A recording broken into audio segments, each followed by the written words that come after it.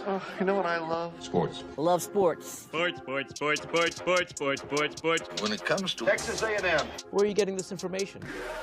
Let me tell you. Welcome to TexAgs. TexAgs Live. I feel like I should be listening to the theme song from the Jeffersons. You know, we're moving on up. We will develop men, we will graduate players, and we will win championships on the field. The best way for us to win is to do it together.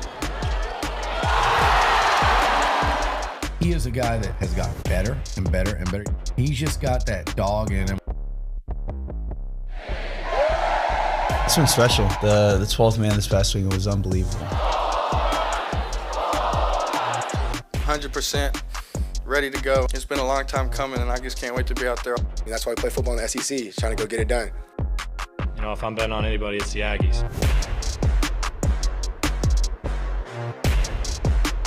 So someone on the board wrote that they want to see A&M beat McNeese, like, call it 56-0, 60-0, whatever it was, right? Okay. And he went into what things he wanted to see specifics, right? It's a good write-up. Somebody responded, it's like, you sound like David Nuño or a 10-year-old boy, because I guess I don't know, it's like the David Goggins is me. Like I want focus. I want a beat down. I want a blowout. That's what I want. When you're asking what I want, that's what I want. And I don't think I'm in the minority, OB, when we talk about this game. I think we want to see an A&M team that does what Texas did against Colorado State last week, what some of the bigger wigs did over the last week. Like, we want to see a complete blowout where everything looks good so we can breathe a little bit and get to the Florida game. Well, I think a team like Texas A&M should dominate a team like McNeese. Yep. And if they don't, it raises questions. It just does. If you don't go out and just push McNeese around the field, how are you going to do it in the SEC? Yep. So, you know, everything I look at when I judge A&M is based on, is this at a caliber to win an SEC championship? And there were some things I thought I saw last week that were actually of a caliber to win the SEC championship. But against McNeese, you have to dominate. Look at what the teams that are expected to win or expect to contend for the championship this year, like Ole Miss, Alabama, Georgia, against a really good opponent. Look how they dominated the lesser opponents. Right. By the way, we're TexAgs Live, presented by David Gardner's Jewelers in the Rollo Insurance Studio, the brand new Rollo Insurance Studio, the Go Hour, presented by the Warehouse at CC Creations. Let's do three things that we want to see. Brought to you by the Brazos Running Company, your local Aggie-owned specialty running store. Save 10% in store. Well, by the way, you can go to you can get Brooks on and Hoka there, located at Century Square, below the Star Cinema Grill in College Station. All right. So, OB, what are three things that you want to see? Well, I think we all want to see, start with Connor, to see him be sharp. Of course, even if he is, then it's going to come back to the criticism or the critique. Well, yeah, but who it was against. But Connor needs to be sharp. Connor knows that. Strong pocket. I want to see a strong running game. Real good run blocking and running backs following their blocking and turn in, get up big plays. And then I want to see interceptions. Yeah. I want to see turnovers. I want to see a team with a guy back there that can be a ball hawk. Yep. I want to see something similar. I'll give you my spin on it. I want to see a cool, calm, and collect Connor Wigman, the one that we usually see. Mm-hmm. We did not see that against Notre Dame. We saw a guy that everything was sped up, right? Beyond his feet, he just didn't look right. Body language, the way he was playing. I want to see a cool, calm, and collect Wiggy. Okay, that's one. I want to see some over-the-top plays. I want to see not only separation from the wide receivers, I want to see some big plays. I miss big plays. I want to see big plays, okay? And I'd also like to see sacks, plural. I want multiple sacks. It looks like the sixth killer is going to be the quarterback, more than likely. There's a report out that Clifton McDowell is a game-time decision. He's their their quarterback who leads the team in rushing. Mm-hmm. Doesn't pass the ball very well. He runs a lot. He's only been sacked 3 times. But that offensive line is not good. I want to see the numbers. I want to feel good. Do you remember there was a game a couple years back where I think Devon A-Chain started slowly with the yards, and I wanted to see a lot of yards, and then he started picking it up, and he started doing the things. That's kind of what I want to see. Yeah, it was the first 3 games of that 2022 season. Yeah. And then he turned it on, right? Well, that's kind of what I want to see from the sacks, right? I want to see Scorton get 3-4. That's what I want to see. Will I see it? We'll see. And I'm going to add a 4th one. Okay. I want to see guys that don't normally play. Okay. I think you will. Yeah. I think you'll see a lot of those. If it's the kind of game that it should be, your starters will probably be out of the game no later than midway through the 3rd quarter. We're going to do a lot of spots in this first segment because we're doing a condensed go hour. Jamie Morrison joining us at 8:50, so we're trying to get a bunch of the things in. Bank Audit Time, presented by Vera Bank, authentic relationship-based banking built for real life. Go see Joel Jackson and the team. Learn more at verabank.com. I'm going to start it off. I want to see a Torian York massacre. I want to see him play like the guy we saw last year. And by the way, I think we will. I want to see Torian just have one of those games to remind everybody. That's why he's one of the captains. That's why he's one of the team leaders. And that's why he was on the All-SEC team last year. Yeah, I would like to see that. I'd like to see him fit holes and not miss tackles, understanding that that doing it against McNeese is one thing, but being in the right place, I think, is no matter who the opponent is and the caliber, if you're in the right place, you're taking a step forward to being effective. It doesn't matter if the running backs at McNeese aren't as talented as you faced at Notre Dame. You're going to face for the rest of the year. You can still be in the right place, and that makes you better. So show me that you're going to do the things that you have to do as a linebacker against McNeese, so I can feel like that you're going to be able to do it against Florida and against Arkansas and the teams you have coming up. How much interest do you have in DJ Lagway's start against Samford?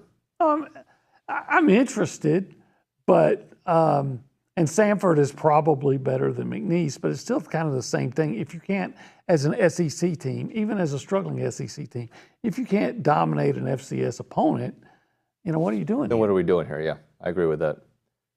It's Coffee Talk presented by TexAgs Coffee. Beat the hell out of the mornings by going to texags.com/coffee. Can we give away a coffee? We have to give away a coffee. What number do you think would be a good coffee to give away?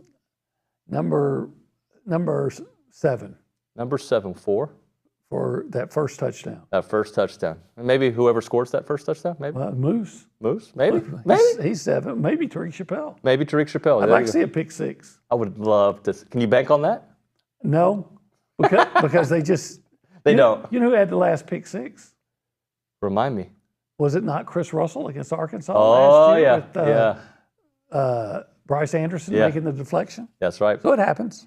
All right, the 7th texter to text in the word coffee will get themselves a free bag of TexAgs coffee, 979-693-1150. Let's go around the room and say hi to the people. We go behind the glass. We say hi to the Nick Savage. Nick, good morning, buddy. Howdy, good morning, y'all. What up, buddy? Well, something I want to see this weekend. I know we talked about, sack numbers and stuff like that. I wasn't too caught up. Again, it was Notre Dame's scheme that prevented the sack numbers from getting up there last week, but why not, let the Shamars, Nick Scorton, why not let them eat? So I want to see, and I'm banking on combining the two, at least 5 sacks this weekend.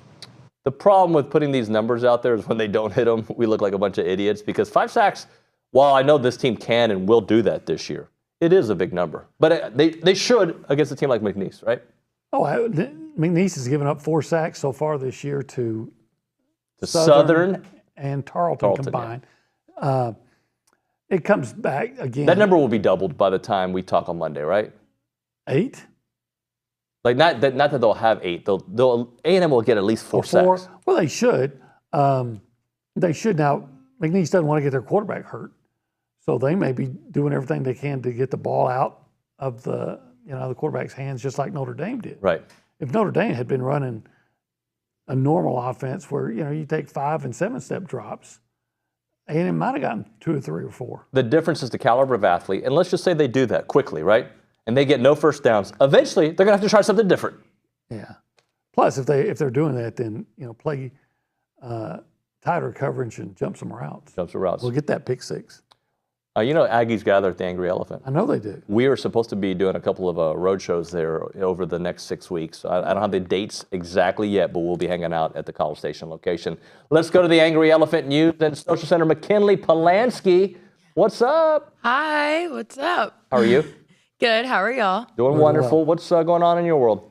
Yeah, Texas A&M Week 2 football starts tomorrow versus McNeese at 11:45 a.m. And fun fact, College Game Day started the season strong at Texas A&M with the third most watched regular season episode of all time. Super cool.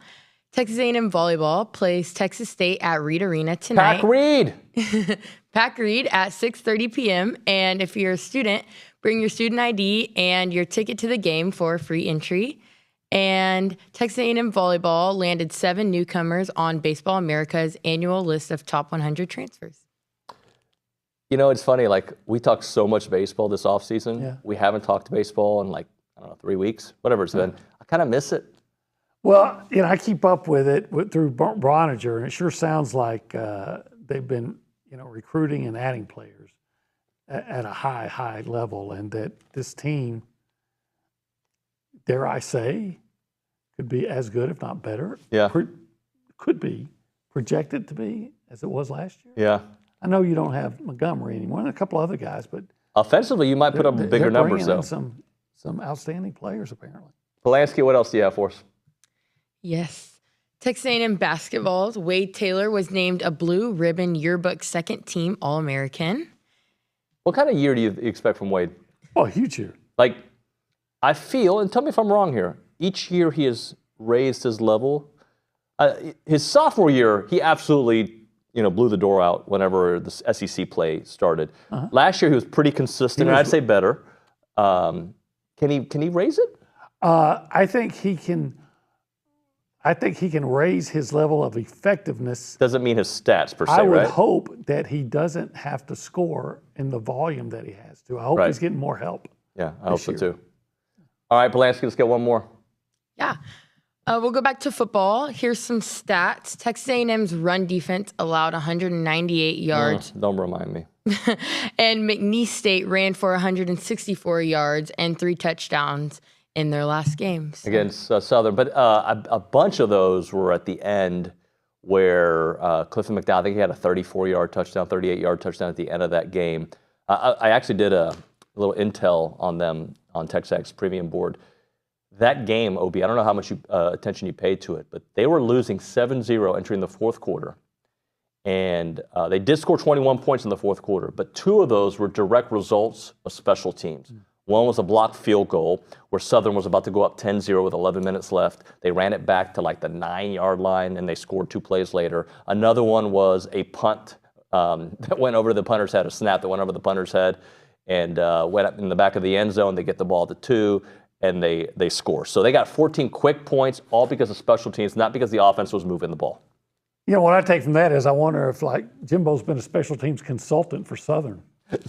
I don't think they would have a special teams consultant. That's the problem. If they did, it sounds like it might have been Jimbo. So before we hit a break, I told you before the show, I kind of hope that little thing on Twitter happens. Yeah, I do too. So there's who was it? It was Brent on Twitter suggested that. So I don't know if you saw, but the dude who does the Aggie Facts, his name is escaping me, Kyle Umlong. He does Aggie Facts? He does, yeah. Basically, he's an author. His whole shtick is making fun of A&M. Okay. That's his thing. And he went on SEC Unfiltered, I think it was yesterday. And our friends are at SEC Unfiltered. And he was talking about, you know, A&M. I think what he said was A&M has as many conference championships and national championships or less than number of Yale leaders. Okay. He talked about SEC and Big 12, did not bring in the Southwestern Conference. Whatever. So, but that's his shtick. So somebody commented on there, I'd love to see a celebrity boxing match between Umlong and Nuño. And this was Brent who posted that. And Kyle, believe it or not, responded and said he would do it. Man, I'll sell popcorn. I'd love to see that. So I responded, when? Yeah. And I'm waiting for Kyle to respond. Come on, Kyle. Put your money where your I've mouth got is. actually, in fact, and this is not a lie, I've actually reached out to a place that would host us. Excellent. Brazos Valley MMA would host us. They got a ring. They got a cage. Do it the night before the game. We could do it, yeah.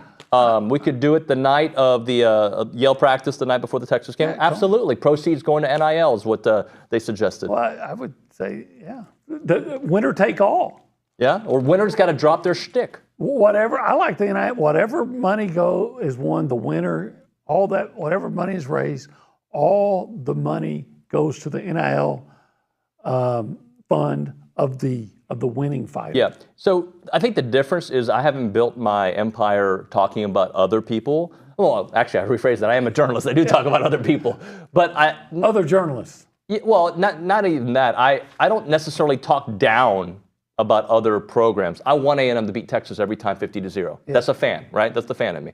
But I don't get my likes and my clicks by just making jokes and being funny guy. So, we can figure it out in the ring. Well, I mean, he said he's willing. So he did until I responded. I'm sure he's a pleasant man. I have a friend who actually knows him, says he's a very nice guy. Maybe he just hadn't gotten around to it yet. Yeah, he's only tweeted 172 times since then. Yeah, but maybe he's the busy. benefit of the doubt. He's busy. Or he could be wussing out too. All right, let's do this. When we come back here on TexAgs Live, we are doing a little matchups. OB, we'll do some matchups. Right now, let's talk about Prize Pick. If you sign up today, you're going to get $50 instantly. When you play $5, you don't even need to win to receive the $50 bonus. And here's a guarantee one for you, and I'm actually playing it this weekend. Caleb Williams passing yards, 1 passing yard on Prize Picks every week in September. That's right, the only yard that gets you automatic win every weekend in September. 4 weeks of free W's. Don't miss the deal on Prize Picks because it's gone when September ends. And remember, just go to prizepicks.com/TexAgs and use the code TexAgs to receive a guaranteed $50 once you play $5 in lineups. And I actually have my pick. So we did it yesterday on the fan show. I don't remember what I do. But I am picking Caleb Williams to have more than a half yard. Okay? I think I'm pretty fair there. You're pretty good about that. Quinn Ewers will do less than 243 yards. Okay. I think he's going to throw on Michigan, but I'm going less than. Typically a good defense. Nico for more than 253 yards. Total offense? You passing yards. Okay. And Travis Hunter to have more than 87.5 receiving yards. Those are the 5 that I picked. Hopefully that makes sense. I made money last week. All right. So prizepicks.com/TexAgs. The code is TexAgs. Check it out.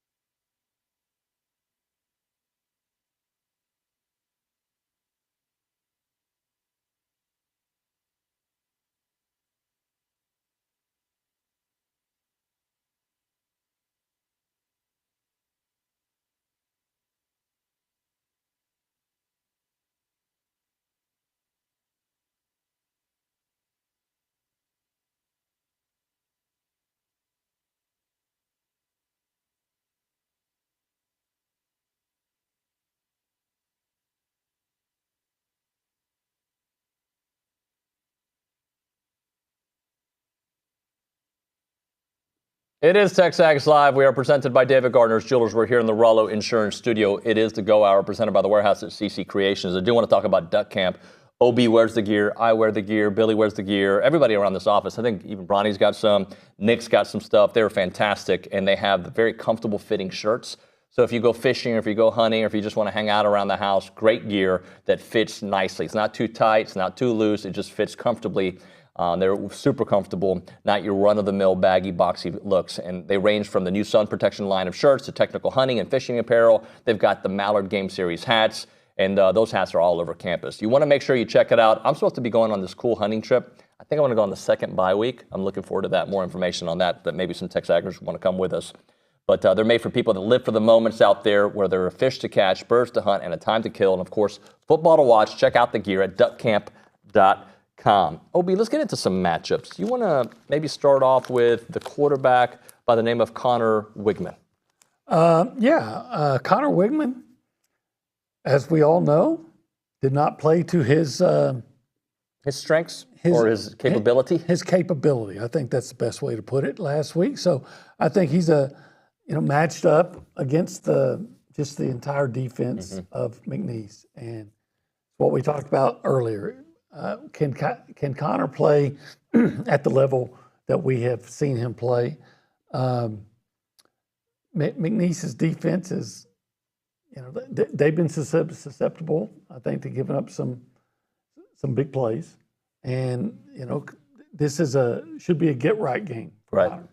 So I don't know that there are very many, or if there's any matchups that McNeese is going to have the advantage in. This is a matchup that Texas A&M should have a decided advantage if Connor plays to the Connor level that we've expected from Connor. One of the other offensive players you put was Le'Veon Moss. Le'Veon Moss. 70 yards rushing against Notre Dame is, that's an impressive total. That's a good defense. Running behind a new offensive line, figuring out some things. He had a 12-yard run in that game, a 7-yard run on a touchdown. Ran with power, ran with speed. He's going to, be testing a McNeese defense that may be somewhat vulnerable. However, they've got a linebacker. They got a couple linebackers. Micah Davies. And this guy had like 153 tackles last year. He's an FCS All-American. So if there's, this is another area, though, one of the few areas where I still say A&M has the advantage. But if Le'Veon Moss is going to be contained, at least to any degree, it's going to take Micah Davies having a really good game, a really productive game to make it happen. The other linebacker that they have that they're excited about, he's a transfer, Trustin Diggers, who had a fumble recovery in the Southern game. And he has played against A&M before. Trustin Diggers has? Last year he was playing for ULM against the Aggies. There we go. Had 2 tackles, and I believe he assisted on a sack in that game. All right, OB, let's focus a little bit on their offense. So there's a big question mark because their quarterback, Clifton McDowell, is TBD. Right. I find that whole situation kind of interesting because he got benched in the game, came back at the end, and he scored a couple touchdowns, right? Right. And yes, I already explained the special teams that helped them with field position, but he still scored. He was not at practice on Tuesday. He was getting treatment. Came back to practiced on Thursday as the third-team quarterback, but did practice. That whole situation just seems a bit interesting. What it sounds like is that he and the coach maybe had some words. Yeah. Or there's some kind of Something's going on. Something's going on, but It's not about productivity. Again, this if he plays, and we understand that he's probably not, that they're probably going with Camden Sixkiller, who's a redshirt freshman. I think I read he's a grandson of, maybe not a grandson. He's somehow related loosely to the Sixkiller you brought up. Sonny Sixkiller. Sonny Sixkiller, yeah. The Washington quarterback down from the early 70s who was outstanding. I doubt he has the mobility that McDowell has. Yeah. And so I think whoever's the quarterback of McNeese, the biggest issue they're going to have is how are they going to deal with the A&M pass rush? Right. Right? And do they have the receivers that can make big plays? Do you have enough time to get them the receivers? They've got some receivers that have had some. They have one guy who had a 80-yard touchdown against Tarleton. He's a transfer from Louisiana Tech. But even if you have that kind of ability, are you going to have that kind of time? If it was McDowell, you would think, okay, if he's playing, maybe he can compensate with his mobility. Six Killer's going to have to prove that he has similar mobility, and if he doesn't, that could be a big problem. We expect it to be a big problem for McNeese. Anybody else on offense that caught your eye, OB? For McNeese? Yeah, for McNeese. Well, like I said, they have a receiver. He doesn't have a lot of catches, but he has one big one, right? Yeah, that 80 yards. But you know who their best player on offense may be? A guard, Cole LeClaire. He's got some, He was all Southland Conference last year. I watched their game against Southern to try to find some guys that I thought, would get my attention. And he's like you would expect from a guard. He's probably about 6'3" and about 310. You can tell he's really strong because he was stonewalling everybody that was rushing. Now, he'll probably be going up against Albert Regis. So it's a different breed of cat that he's going to be facing. But if there's one matchup where McNeese at least has the chance to be somewhat even, I think it might be that one. And that's only because this LeClaire guy is so good. And the Davey kid's he's going to be counting on a whole lot of guys to help him, defensive linemen. And I don't know if he's going to get that kind of help. Offensively, their third string running back has actually been their most productive running back. Now, their best runner is Clifton McDowell, as we spoke about, but their third string running back has D'Angelo Durham has done excellent this year. Barbie is their number one, but he's had a couple fumbles, got benched in the last game as well, had his first carry against Southern, fumbled that ball, and they took him out for the rest of the game. And he was listed as their number one. Their number two is the running back who transferred from the University of Miami. And he's got 6 carries on the year. Citizen, yeah. Yeah, that's his last name. But Durham's a big guy. He's done well. He's a big guy, and he's rushed for 132 yards, I think. Maybe not that many. 113. 2 touchdowns. Like I said, big, powerful guy that maybe if they have some success, they're going to need him to have a effective game where he's getting 3 and 4 yards consistently. I don't know if they can count on it, though. Rumor has it you're going to have a good lunch today. That's the rumor. That is the rumor. I'm hoping so because I'm planning on going to 1775. And why do they call it 1775? Well, because it's paying homage to the U.S. military. That started in 1775. And the food? The food is like 1776. You're going to be America. You're going to be declaring your independence from hunger. Yeah. Everybody who tweets at me about 1775 brings up the queso mac and cheese. Yeah. And when I'm not this is not an act, it's not shtick, it's not, my Aggie facts, right? This is a legit, it is, I would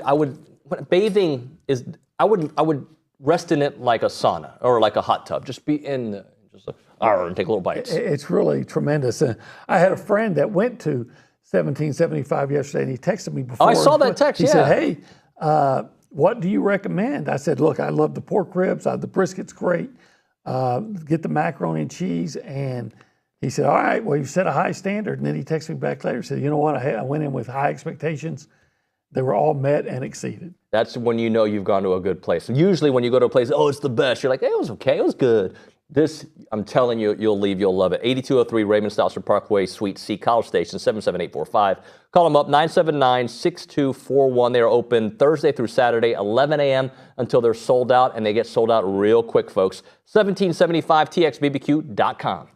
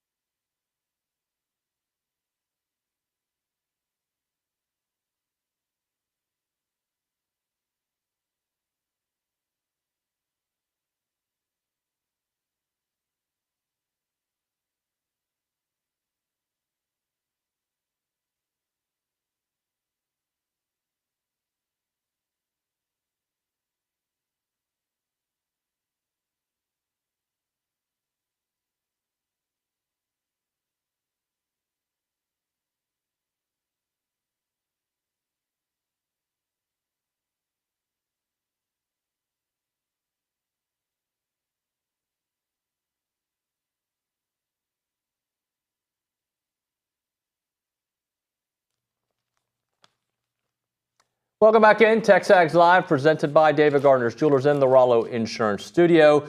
OB, David Nuño, Go Hour, presented by the Warehouse of CC Creations. You're going to say, OB? After that music, I got this image of Umlong with a big log on his shoulders, and he's training in the snow to get ready for the big fight. Yeah, I don't think he's going to do it. That's just my hunch.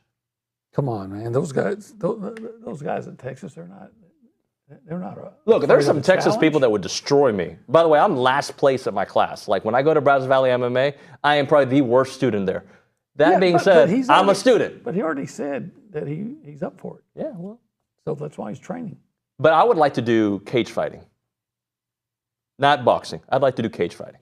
Okay. But I'll do boxing. I'll do whatever. A Texas death match or an Indian strap match? You know what an Indian strap match is? No, it sounds, I don't know if we're allowed to say that. Had leather that, okay. Well, I think it was introduced by Wahoo McDaniel. Oh, I remember Wahoo McDaniel, yeah. And it was a strap that at the wrist that both guys were linked to. By the way, Wahoo McDaniel is an All-American punter at the University of Oklahoma. Is that right? Yes, it is. By the way, it's time to do the Pick 6 presented by Prize Picks. And sign up today, get $50 instantly. When you play $5, you don't even need to win to receive the $50 bonus is guaranteed. Go to prizepicks.com/TexAgs. Use the code TexAgs. We go back to the Angry Elephant News and Social Center. Let's do our Pick 6. McKinley. Number 3, Texas is traveling to number 10, Michigan. They are playing at 11 a.m. at the Big House. It will be streaming on Fox, and Texas is favored by 7.5 points. Okay, so I went on The Zone this weekend on Ted's show in the morning on K95, and I picked Michigan because everybody else picked Texas. Mm-hmm. But my gut is Texas is going to win. That you said the line is 7.5? 7.5. I could see it being less than that, so I'm going to take the under. I hope it doesn't bite me in the butt. You do what? I think I'm going to take Michigan. Yeah, that Texas wins, I believe.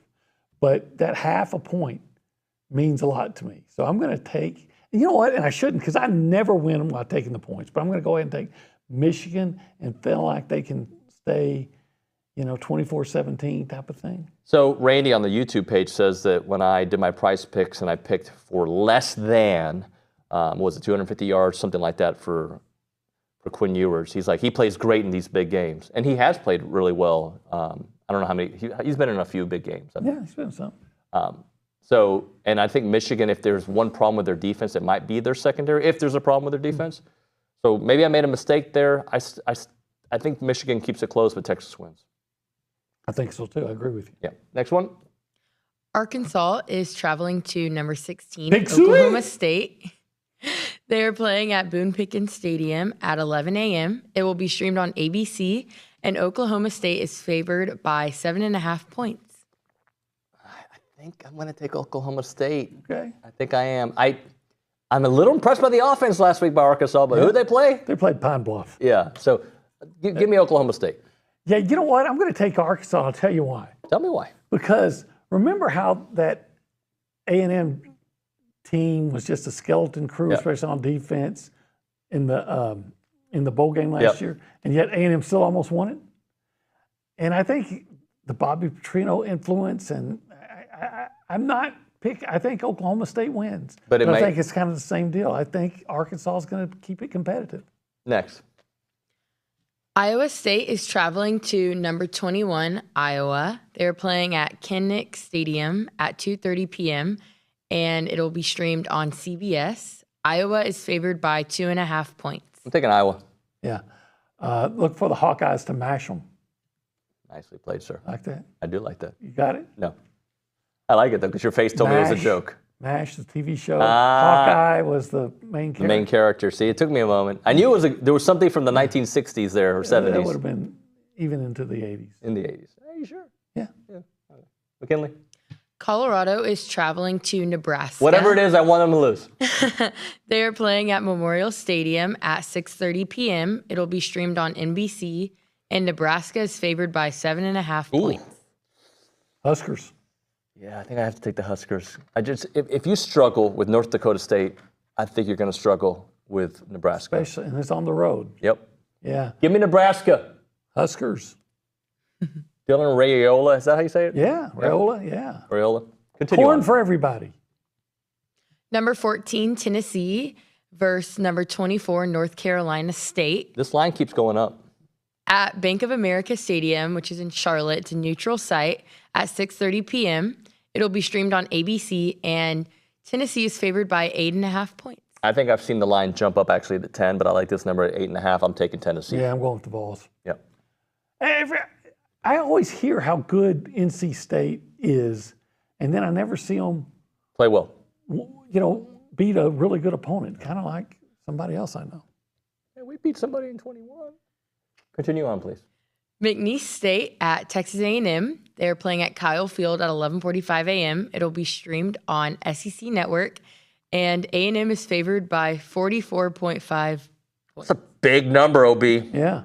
Big number. If it were Jimbo, I would say I would take McNeese with that number because I don't know if he'd put their foot down the throat, but after what happened against Notre Dame, I'm assuming, and I don't know this, Elko's going to put up some points, so I'm going to take A&M. Yeah, I'm taking A&M on that without even flinching. No hesitation, right? None. If Jimbo were the coach, would you take A&M? Yes. You would still take A&M. It was just talked about different animals. Yep. Around Aggieland, presented by Normandy State Bank. Normandy State Bank, rock solid banking. The website, normandystatebank.com. We're going to go to the cool zone. That's what we're calling it right now. I don't know if it is. And that's where we find the Kay Naegeli. Hello, y'all like the new? We're trying to switch up things, so we're getting a little stand-up action. Nick with a great graphic behind me. He's always on top of things and pushing new boundaries within the studio. So how are y'all this morning? We're doing wonderful. What do we? I mean, we got a football game. We do have a football game. And we got some other stuff we're celebrating this weekend. We do as well. We just talked about it. Gary Goff's McNeese Cowboys are coming to College Station. They bring a 1-1 record from the FCS into the SEC. Should be a good one. Y'all just took the over, or 44.5 points.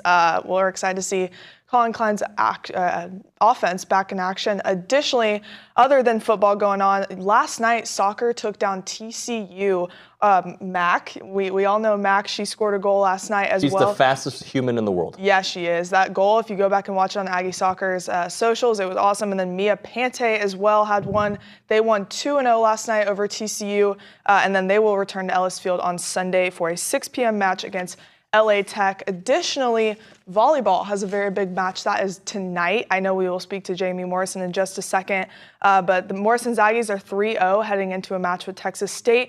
Additionally, just want to read off some of the promos they have. They have a lot of cool stuff going on at Reed Arena. It is Fish Camp night, so free admission to all fish campers wearing their camp shirt.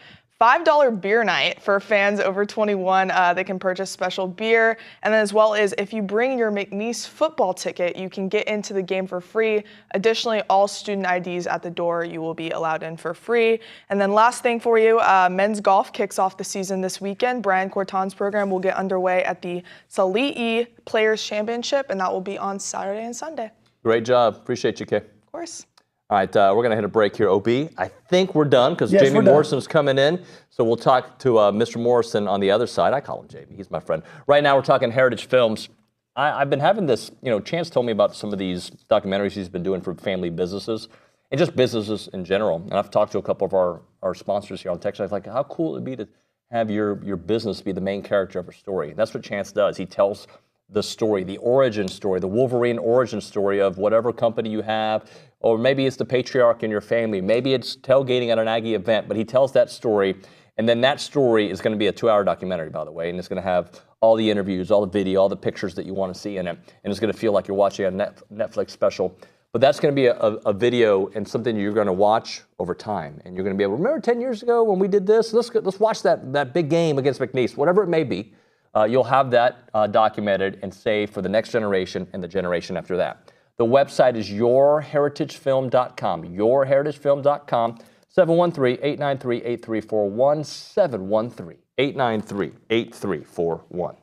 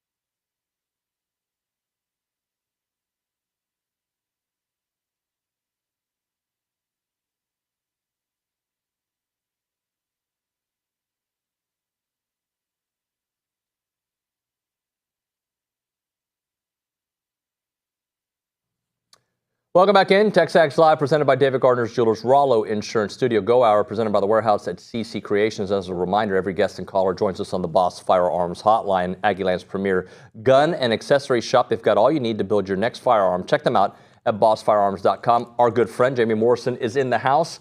Game tonight. Let's pack Reed, baby. Pack Reed. That's part of the reason I'm here. I just want to get people out, make sure they see what we're doing. Well, let's talk about it, because it does make, first off, we were talking at the break, volleyball's growing around the country, right? But here specifically, you can see it in the attendance numbers and in the vibe and the way people are talking about the program. Yeah, no, 100%. And I left, and I think people probably don't know my origin story, but left League One volleyball, and it was they're starting up this next year, and there's actually going to be a professional team down in Houston. But I love the sport, and part of the incentive for me coming here was I felt like I could be in a place where the sport could grow, where I could introduce people that might be going to a football game tomorrow to come to a volleyball game and fall in love with the sport that I love so much. So again, there's this tidal wave that's happening around the country where Nebraska sold out 92,000 people in their football stadium, where you're seeing attendance records broken left and right. And I want to bring that excitement, that volleyball fever to Texas A&M and the 12th man. So the Houston franchise is coming. How can you all leverage each other? You know, scrimmages, potentially exhibitions, and just, I mean, to me, that would be a cool atmosphere to be a part of. No, I think it's awesome that we're going to have professional volleyball in our backyard, and there could be some opportunities for things along those lines, like doing scrimmages, of having some collaboration between the two, of the fan bases feeding off of each other. So we'll probably start working on that this next year. And for you, do you have I know you have a vision for what you want the team to look like, but 2 years from now, what A&M volleyball feels like at Reed, what A&M feels like in 5 years, do you have that kind of in your head? Yeah, I said it during a press conference at one point, just that I had a moment before the match where there were a lot of people that showed up early for our match, and there was stuff going on outside, and you came in and there was this different energy in the gym than even there was last year. And that's a piece of it. Again, like, I came here because of the 12th man. I came here because you can create excitement around volleyball that Nebraska sells out 9,000 people per match.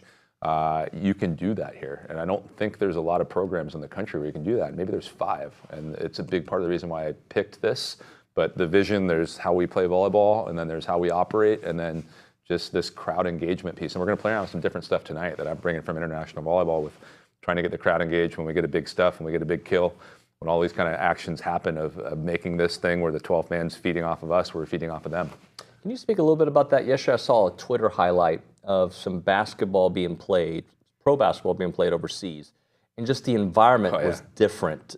Can you talk about that? Yeah, there's certainly, I mean, if you go to a volleyball match, I'll give you a story. I was coaching in Austria, and Galatasaray, who has a world-famous soccer team also, came to our place, and like 1,000 fans came with them, and I'm like, man, this is different. And they're just up in the rafters kind of hanging out in here, and all of a sudden, middle of the match, there's flares being lit, flags being waved, horns being blown, and it's just this different, the fans want to get involved in that way. And I'm not endorsing that we light fireworks indoors. It would be weird here. Yeah. We're not going to do that here, but I think there's this different level of, it's kind of a party that happens in collaboration with this volleyball match. And I think there's pieces of that where this can become an event that you're a part of, not necessarily something that you're watching. Can you speak a little bit to, like, when a crowd comes early to, like, let's say you get a great crowd, but it's a late arriving crowd, how different that feels that when you see it pregame, you're like, oh man, let's go. I think there's something to walking out to that, and we walk out so early, I'm not expecting people to be there an hour. But again, this one felt different just because 15, 20 minutes beforehand, you could just feel energy buzzing. And I can't imagine being a football player and playing at Kyle Field and walking into that and that energy. But again, it's different when people are there and you feel people are hyped for what's about to happen. Like, you get amped just a little bit more.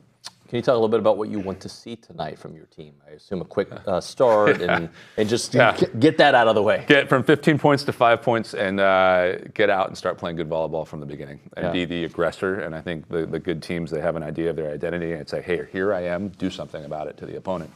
And to do that, and it doesn't necessarily need to be at 0.0 today. Again, we talked about improving, but at 0.5, hey, we're grooving here, we're leaning into them, and they're on their heels. So do you know your team's identity at this point of the season? I know you probably have an idea of what you want it to be, but can that be established this early? I think you're starting to figure it out. Yeah. I think it takes a little bit longer as time goes on, but you're starting to figure it out and lean into that as it goes at this point. And it probably takes another weekend, another 2 weekends, and once you hit SEC play, you should have a pretty good idea who you are. Tonight they're honoring Lori. Talk a little bit about that. I took over this job, and I think there's some other coaches that look to the past and are like, oh, like it's this thing to run away from, or I think you run towards it, right? You run towards it. This program is here because of what she did for the length of time that she did it, and John. I got to put them both in that same category. But from the very beginning of it, I wanted to celebrate what they did and build upon it. And just I've been trying to lean into the tradition of this program, that it's been to 2 Elite Eights, that it's been to, I think, 8 Sweet 16s, and I think 24 tournament appearances with what we added last year. And this place has tradition, and it's because of Lori. So when that opportunity popped up and she became eligible, I was pushing for it left and right, of trying to make sure that happened, because it's something she absolutely deserves.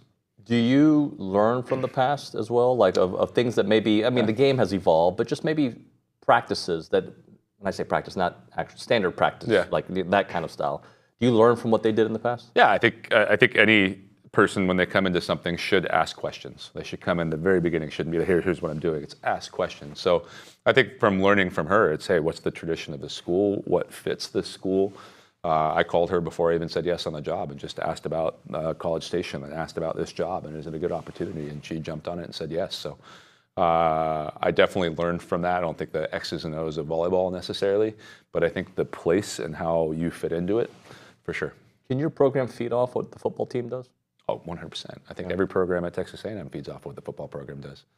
And I don't know, I'm a big believer in what they're doing. I'm a big believer in Mike Elko. Like, I know obviously the result of the last game wasn't exactly what everybody wanted, but you can see pieces of it. They're trending in the right direction. But we all feed off of it. 3-0? Am I right about that? 3-0. Let's go make it 4 tonight. Let's make it 4-0. And let's get a crowd there. Let's pack Reed. All right? Jamie, I appreciate you, sir. Pleasure. Good seeing you, my friend. Always. All right, and don't go anywhere, because you know what I'm about to do. Oh, yeah. You know what I got to do when you're here. At one point. Your car wash tradition, ladies and gentlemen, with the friendliest staff, that is Aggieland Express Car Wash. They have 2 great locations. You get the original on William D. Fitch behind the Shipleys in South College Station, and the new location, which I was at recently, 2528 Texas Avenue South in College Station, across from the Planet Fitness. You can do your own washing there, but at the Texas location, Texas Avenue location, they'll do it for you. Full service option is typically $40, but if you mention TexAgs, you'll get it for $20. Just tell them that we sent you by. And right now, I'm going to give away a free one, 979-693-1150. The first caller to call 979-693-1150, you'll get a free Aggieland Express car wash at the Texas Avenue location, 979-693-1150.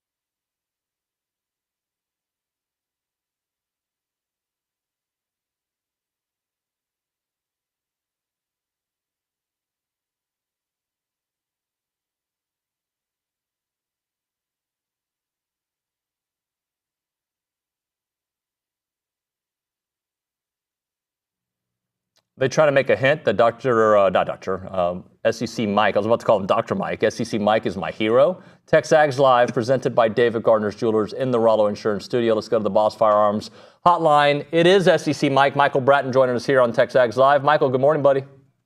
Hey, good morning, David. Thanks for having me. Thanks for coming on the show. So, hey, I wanted to start things off with an obvious topic. A&M, the game against Notre Dame, there's two things that are battling at the same time. There's a part that is like, dude, Notre Dame's defense is legit, and Connor struggled, right? No doubt about it. But you can build on that. And then the other side of the equation is, how many times is this program going to be at the end of games with a chance to win and not find the ways to make the plays? So what was your assessment of the whole weekend against Notre Dame?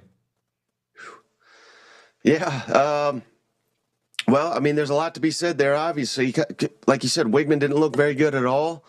Now, he came out looking pretty strong, I thought. He drove right down the field, and I get it. You lose by double digits.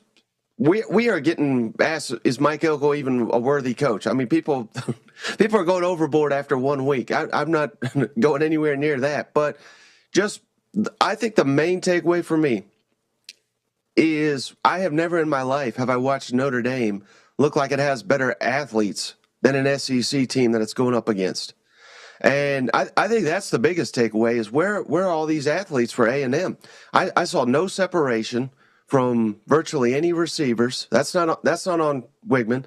But quite honestly, David, I was surprised that they didn't bench him. And I'm not saying, he's not the starter anymore. I'm not saying don't let him finish the game, but maybe for a series or two, like let him sit on the sidelines, read from, talk to the coaches, do something. They had to mix something up, and they just didn't.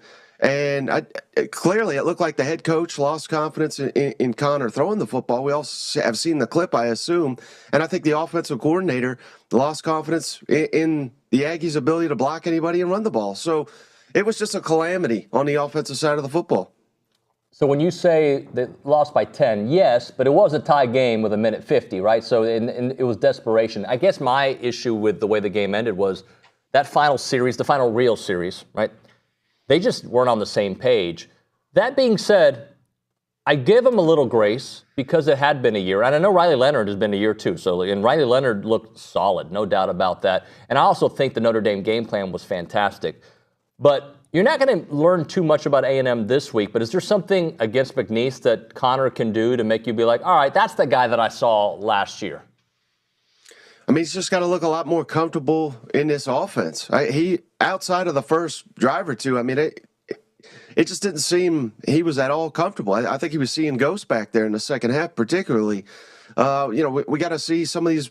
I want to see explosive plays. I don't recall a single explosive play that wasn't called back by penalty against Notre Dame. So, again, that probably says a lot more about Notre Dame than anything, but this should be a shellacking. I want to see some of these other backup quarterbacks and just see what they look like in this offense. All right, let's talk about the big game this weekend, Michigan and Texas.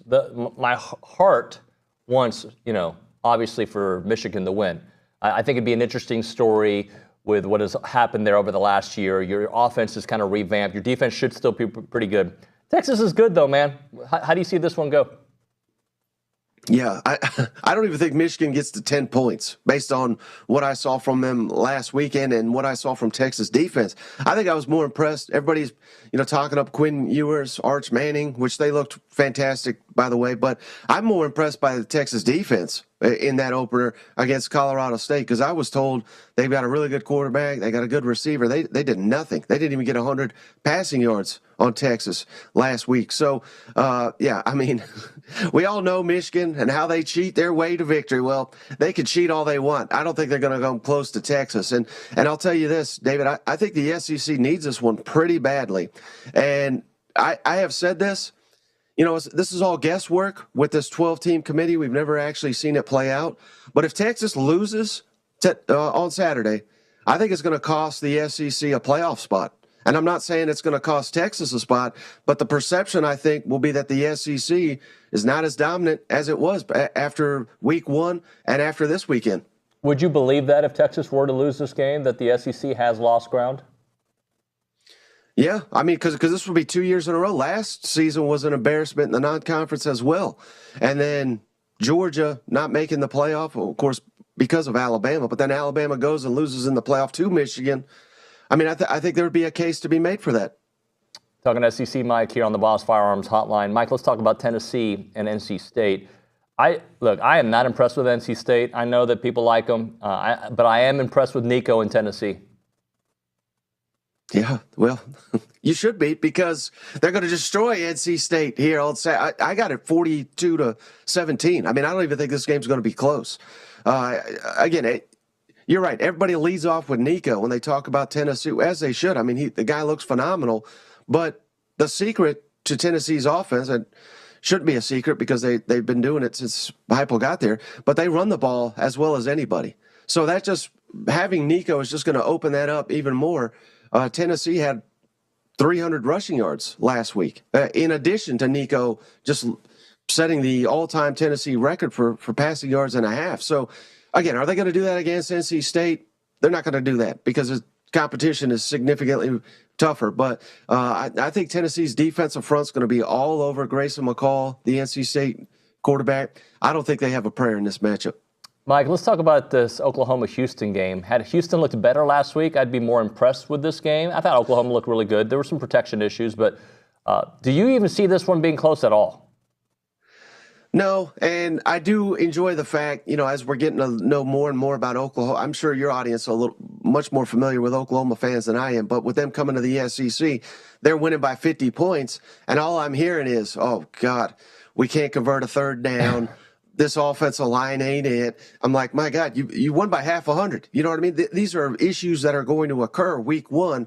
So I love the fact that they're so picky and they have such a high standard. But I think they get a lot of that cleaned up, even with some offensive linemen out. So, yeah, I think you're dead on. I think Oklahoma rolls here, too. Hey, I want to go through the rest of the SEC here in a minute, but something you said earlier about some of the feedback you were getting on Elko, Game 1, A&M. Was that from A&M fans that were like, or was that just SEC fans in general? I'm curious because it's interesting how any SEC fan or college football fan, like within 24 hours of a game, their emotions are at a different level than maybe on the Wednesday and the Thursday after.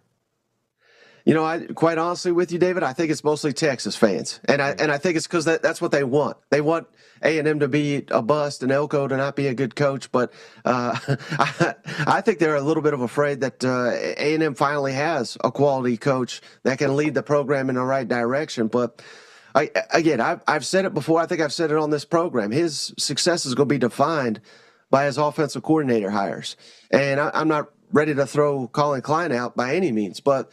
Very shaky debut, I thought, for the offensive coordinator. Again, it's week one.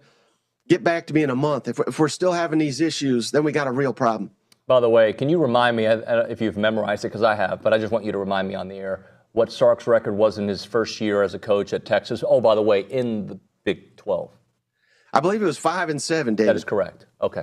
I just wanted to make sure. And, hey, he has proved, like last year, they had a great year, and they have been able to build something in the Big 12, by the way, so when they got to the SEC, they would be legit.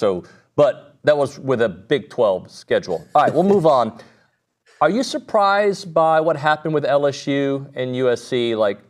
They've lost 5 in a row openers, right? But I thought this was the year that came to an end. Yeah, quite honestly, I'm not. I've been down on LSU. I don't know why anyone had them as a possible playoff team. I think I voted them 9th in my SEC media poll. Of course, without divisions, it's a little trickier. But, yeah, I just never got any of the LSU hype. I did pick them to win that game, so, I'll be honest with that. But I just thought Lincoln Riley, all this time to prepare going up this LSU defense, I thought they would kind of have their way with them. And it wasn't quite to that nature. Credit LSU's defense. They looked a heck of a lot better than they did last season, yet they still lost the game. What really surprised me, though, after the game, Brian Kelly basically threw his quarterback under the bus, which I thought was totally unfair. I thought Garrett Nussmeier did look pretty good. He just didn't make the plays. Him and Miller Moss, I thought, played the same game. But Miller Moss made a couple plays down the stretch, and it was really those Southern Cal receivers making some incredible catches that made Miller Moss look a little bit better. At quarterback, they're all right, but the LSU's real issue is they have no running game. And I have no idea why people thought they would. The last 2 years, their running game was essentially Jaden Daniels and nothing else. Now they clearly don't have that. And I think it's going to be a real issue for them all season long. You think Arkansas is going to have success moving the ball against Oklahoma State? I do, but the problem is I think Oklahoma State's going to move the ball at will on Arkansas. Oklahoma State's got 10 senior starters just on offense, and that doesn't include their dynamic running back, Ollie Gordon, who some people have as a Heisman candidate, scored, I believe, 21 touchdowns last season. So I think it's going to be a high-scoring game, but I just don't know how many stops Arkansas gets in this atmosphere. I like Oklahoma State to win and cover. Bobby Petrino's the truth, though, isn't he? Like, I mean, look, I'm not going to read too much into that offense last week, but the guy, when he's allowed to be the offensive coordinator, can coordinate the offense. No doubt. And I really like Taylon Green. Everything that I heard about him in the offseason, I thought, again, the competition, like you said, was awful, but it was kind of verified. If he goes on the road and beats Oklahoma State this week, I think we need to give Taylon Green a ton of respect, too. He's your audience may not like this, but I see a little Vince Young in him. I'm not saying he's, one of the best quarterbacks in recent college football history, but I see a little bit of that in him. Mike, you might have picked this. I don't know. I don't remember what you said last week, but Vandy, did you see that coming? I thought they would cover, but I didn't think they'd win the game. How about Diego Pavia and Clark Lee? David, their over-under win total was 2.5. They may get that in the first 3 weeks of the season if they can go on the road and beat Georgia State next weekend. So, yeah, I love it for Vanderbilt because it's so bad for this conference that they are essentially a bye week for anybody that plays them. This is what I want Vanderbilt to be, a pesky team, a fun team. Yeah, they're probably not going to win the vast majority of their conference games, but sneak up and beat a Kentucky, a South Carolina. Heck, quite honestly, they've beaten Tennessee more times than I care to remember. So that's what Vanderbilt should be. That's what we got last weekend, and I couldn't be happier for them. We do have an all-SEC match in week 2. I'm looking forward to seeing South Carolina and Kentucky. I'm interested to see Mark Stoops after the aftermath of what happened here, and he's a really good coach. There's no doubt about it. I'm curious. He might be kind of like Elko in the fact that depending on his offensive coordinator, his team goes. Right, and the problem with him is he's not been able to pick an offensive coordinator more times than not. So does he have a good one in Bush Hamden? I don't know. Drake had an opportunity to hire him at Missouri, and he passed. And that was with him on the staff. So that remains to be seen. Kentucky obviously looked very good in their opener. South Carolina did not. If that continues, Kentucky's going to blow them out. But I think we'll get a much better South Carolina performance this weekend. I think I'm still on the fence on Kentucky offense and their new quarterback, Brock Vandagriff. He had some mistakes. He took a lot of hits, David, in the opener. Way too many. And same thing could be said for South Carolina's quarterback, Sellers. He ran the ball 22 times. That's how many they needed him to run the ball against Old Dominion. These guys are not going to last in the SEC if they're taking these kind of hits. So I like Kentucky to win, but I think it's going to come down to the wire. I really do. Mike, I would have asked you this earlier, but I just saw our staff put some notes together. I did not know you had Vanderbilt above Texas A&M on your power rankings. And before you give me your why, I'm just going to ask, that's as of what you saw in 1 week, not long-term projections. Am I right about understanding that? That's if Vanderbilt and Texas A&M met today on a neutral field, who am I taking? I'm riding with Diego Pavia. I mean, he's incredible. They just whooped Virginia Tech. They actually let Virginia Tech get back in that football game. But, yeah, that's just of today. I'm going to follow up with you in a couple weeks just to make sure where we are. I just want to see, okay? I want to see where we are. Let's talk about Florida. Does Napier get out of September? I mean, I got well, I shouldn't say, but I've got an interesting text that said, watch out for A&M. When A&M goes up there and beats them, that'll be the end. So I really do think, following recent comments, I'm sure you've seen it. I don't know if your audience has, but basically he called out the fan base, and that's just it was already coming to an end, but that always expedites it. And I don't know a single Florida person that is excited about anything anymore other than they got this freshman DJ Lagway. You know, the narrative, David, was so funny. They were like, well, if we fire him, we're going to lose this Lagway. They don't even care about that anymore. Just get Billy Napier out of here. Bring back Urban Meyer. Or they all think they can get Lane Kiffin. I think that's laughable. I don't think anybody realizes the college football calendar anymore, because Lane Kiffin is not going to leave a team that is likely headed to the college football playoff up and leave to go take the Florida job. That's nonsensical. So Florida fans can dream about who they're going to. We're also getting. I got hit with this question: can they get Dan Lanning? Yeah, he passed on Alabama to take the Florida job. Florida does not hire big name coaches. They hire Jim McElwain, Billy Napier, and the guys they have like Spurrier and Urban Meyer. They were not big names when they even got them. So whoever they get next, it's not going to be a big name coach. I saw this on the boards, and I've asked about it this week, but I'll just throw out a name. What about Jimbo Fisher? I wouldn't wish that on anybody, David. No, Jimbo, get away from this program. Are you interested at all in seeing DJ Lagway? He's from down the road here. We know his game, and A&M recruited him quite a bit. Are you interested to see his game? Oh, yeah, I'll be watching what he does, because I can't wait for him to hit the portal and come back to Aggieland here in a couple months. I like the way you operate there, SEC Mike. Let's finish up with Kalen DeBoer. What you saw week one and what you expect to see the rest of the way. Yeah, I mean, I thought Alabama looked very impressive, to the point to where, I'm not sitting here telling you they're the best team in the SEC, but I think they have the potential. And I get it. They were playing Western Kentucky. TJ Finley, a lot of SEC fans will remember that name. He played horribly, so I get all that. But, man, they were just so explosive. And, again, this sounds crazy, but I was calling the decaying dynasty, because I thought Nick Saban was over the hill. And it just looks like that program's been infused with energy and enthusiasm. And if they play like they did on Saturday, they're going to be a tough out. I think they could even beat Georgia in Tuscaloosa here in a couple weeks if they continue to play up to this level. So, so far, I mean, that looks like a home run hire. Did you just compare Nick Saban to Jonathan Majors? Is that what you just did on the air? I think I did, yeah. Nicely played, my friend. Great job, SEC Mike. Michael Bratton here on the Boss Firearms Hotline. Thanks so much, buddy. We'll talk soon. Absolutely. Thanks for having me. All right, man. SEC Mike. I don't always agree with Mike. He knows that. He's my guy. But he always has, he's got some, he at least can have a take and back it up with what he believes. Some people just have a take and they don't have the substance behind it. Mike comes up with stuff.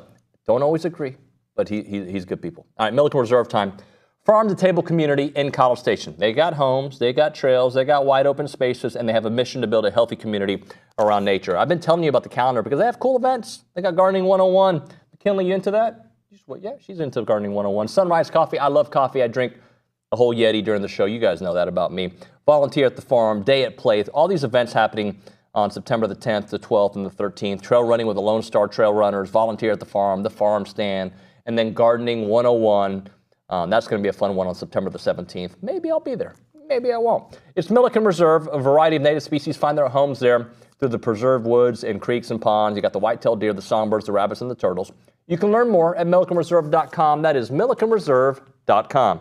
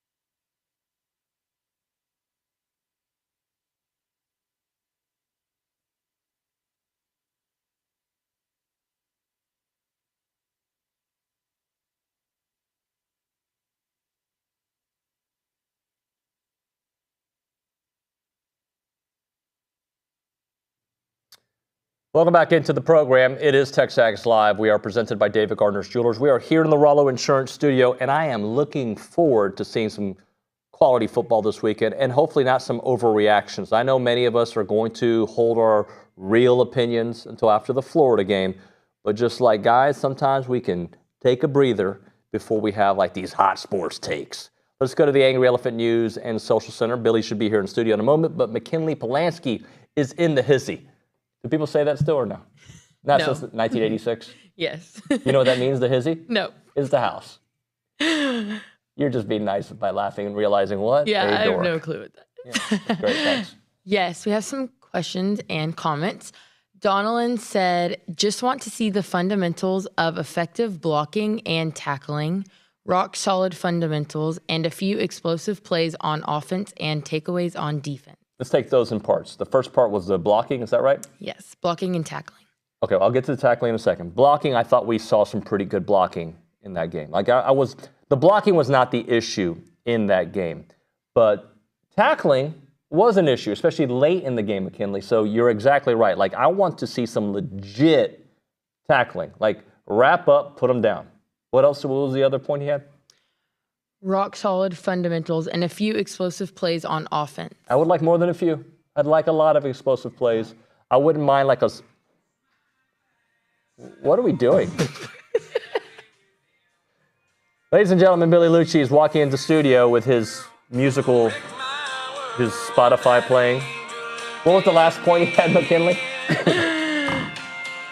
Few explosive plays on offense and takeaways on defense. Yes, takeaways on defense. I'd love to see that. What song was that, Billy? It was like Joe Nichols. I don't know if they can hear me. We had an issue out there with this mic trying to get it on right, so I had to button up my shirt extra. And looks good. You look very professional today. Yeah? You gave me the look like I wasn't. No, you are. You got like burnt orange pants. No, those salmon, are not. These are salmon. Please do not. Yeah, they're salmon. Salmon pants, and you look good today. The Jays. See? Oh yeah. Okay. Thought those were orthopedics for a second there. Good morning, buddy. Where are you in terms of like looking at this McNeese game and realizing we're not going to learn that much? That was Jamie Morrison, so we have to get it back to him. Learning we're not going to learn that much this weekend, but there are some things that we can see this weekend to make us feel better heading into the Florida game. Well, I think stating the obvious would be quarterback play. Mm-hmm. You want to see Connor Wigman come out and play just sharper, to seem more confident in what he's doing. That's as big a thing as anything. Like, be more confident in what you're doing out there. Look like you know where you're going with the ball before the play on some plays. Look like, you know, when something's not there, you're going through your progressions confidently. Take off and run when you need to. I'm not saying run around there and get hurt, but like if there's yards to get and you can get down there and get a first down and slide, like just be decisive and not, you know, just look like a confident quarterback. That to me would go a long, long way. We've said it a million times. We're not going to feel great about what we saw in the passing game last week. We're going to be concerned about that until we see it look better against even Florida and Arkansas. Because, by the way, they're going to need that to win those games. Yep. On the road, I still think that's going to be tough. Now, even though Florida, I don't believe they're good. But, you know, there's a world where what if Texas A&M is not good 3 weeks into the season? What if they end up being a good team and they're not good right now? So you just figure out a way to win. Right. And I think they're good enough to do that at a minimum. They might be a lot better than that right now. You know, like, again, we've talked a lot about it. I know there's this thing of like, oh, you can't say that because, damn it, it's not good enough. You can't, we got expectation. I get all that. But facts are facts. And if Notre Dame is the 5th best team or the 10th best team, whatever you want to call it, A&M, you can watch that game and see they're probably a normal Connor Wigman away from being better than that. They're a normal Connor Wigman away from winning that game.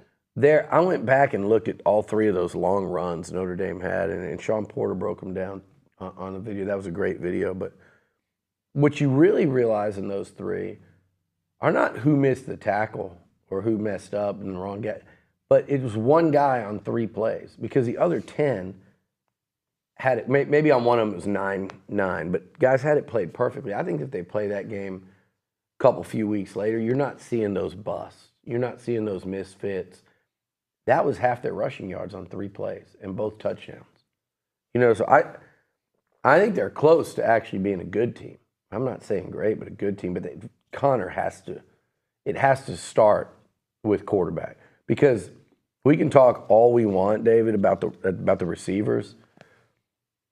Until Bussy gets to speed where he can run your whole offense, and again, I keep pointing out to people, he's been playing receiver before the season a couple weeks.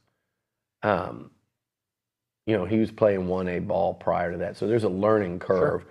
So when he gets up to speed and can be an actual passing game, running game, everything weapon, and maybe you get Jabri Barber back, the biggest thing that can change in the passing game is the guy throwing the football. Mm-hmm. I mean, that's the quickest fix. So that really, to me, I want to see that, and along those lines, I want to see receivers making plays. We heard Kendrick Rogers this week, go up, make contested catches, go up, make plays, catch the ball on the run, break a tackle, turn an 8-yard gain into a 26-yard gain. I want to see things out of the receivers to make me go, okay, they're out there aggressive, attacking the football, attacking defenders, and trying to make plays. Do you get the same feel? Look, you can't look at a press conference and tell how that's going to translate on the field. But what I saw from Connor, along with facing the questions, I saw a confident Connor on the podium. The way he answered questions, his eyes, the way there was a little swagger to him where he's like, I'm going to get this right. And I took a lot out of that, because it wasn't a deer in the headlights. I'm being interviewed by the media who is against me. It was, no, I got this. That's what I took from it. Yeah, I hope so. I mean, I believe in him. I have from day one, from start one, from when he committed, when they signed him. Still do. But it's not the presser. It's like you said, it's better than a deer in the headlights and damn, they made me be here, but I'm not ready to face the music. Or sometimes I don't want to. I'm not interested in talking to anybody. Screw them. Everybody thinks I played a bad game. Forget them. I'm glad we didn't get any of that out of him. Yeah. That's not leadership. That's not what you want in your quarterback. What he did the other day is leadership. His team needs to see that. It helps when the fans can see it, but I mean, more than anybody else, his teams and I think teammates and his coaches need to see that. And if he's doing it at that podium, then he probably did it, like he said, to his teammates before practice or in the locker room, whichever it was. I'm fine with Connor mentally. He just got to go out and do it on the field like he's done before. But the reality is this is still a developing QB. And I know 10 starts seems like a lot. This will be his 10th. But they're scattered. Yeah. They're scattered amongst different teams, different receivers, different coordinators, different offenses, different head coaches. He had basically 4-4-1. I mean, it's not like this is a guy that's just been able to steadily develop. So, but people don't want that. People don't want to hear that. I know, but and I understand. There's also, hey, it's the 2024 season. We're 0-1. You better not go out there and look up 10 days from now and be 1-2. You could have a real problem. So, I mean, I get the sense of urgency and all that, but it's just as we're sitting here, sometimes people have a hard time when you're just trying to analyze what happened and what needs to happen versus what could happen. They have a hard time sitting there placing personal frustrations aside to listen. What I'm saying right now is what needs to happen is it's not what happens at a podium. It's not the guy's only had 9 starts. It's not. The time is right now. It's McNeese State. They need to have a good offensive football game against McNeese. They need to go beat Florida, no matter what it takes, and then come back and have a good offensive football game against Bowling Green. And you'd be sitting here if that happens, feeling a hell of a lot better where this team is going up to Arlington. And then if you go get, look, I'll be honest with you. I know Arkansas scored 70 and everybody's, people, it's ridiculous. It's ridiculous. Like how much football you have to watch before you understand that you could just say they look like they could be better on offense and leave it at that. It's amazing how people that watch so much football just ride these highs and lows. And I'm talking about those that cover it. Yeah. And I even had somebody the other day just said, just casually, as casual as you can be.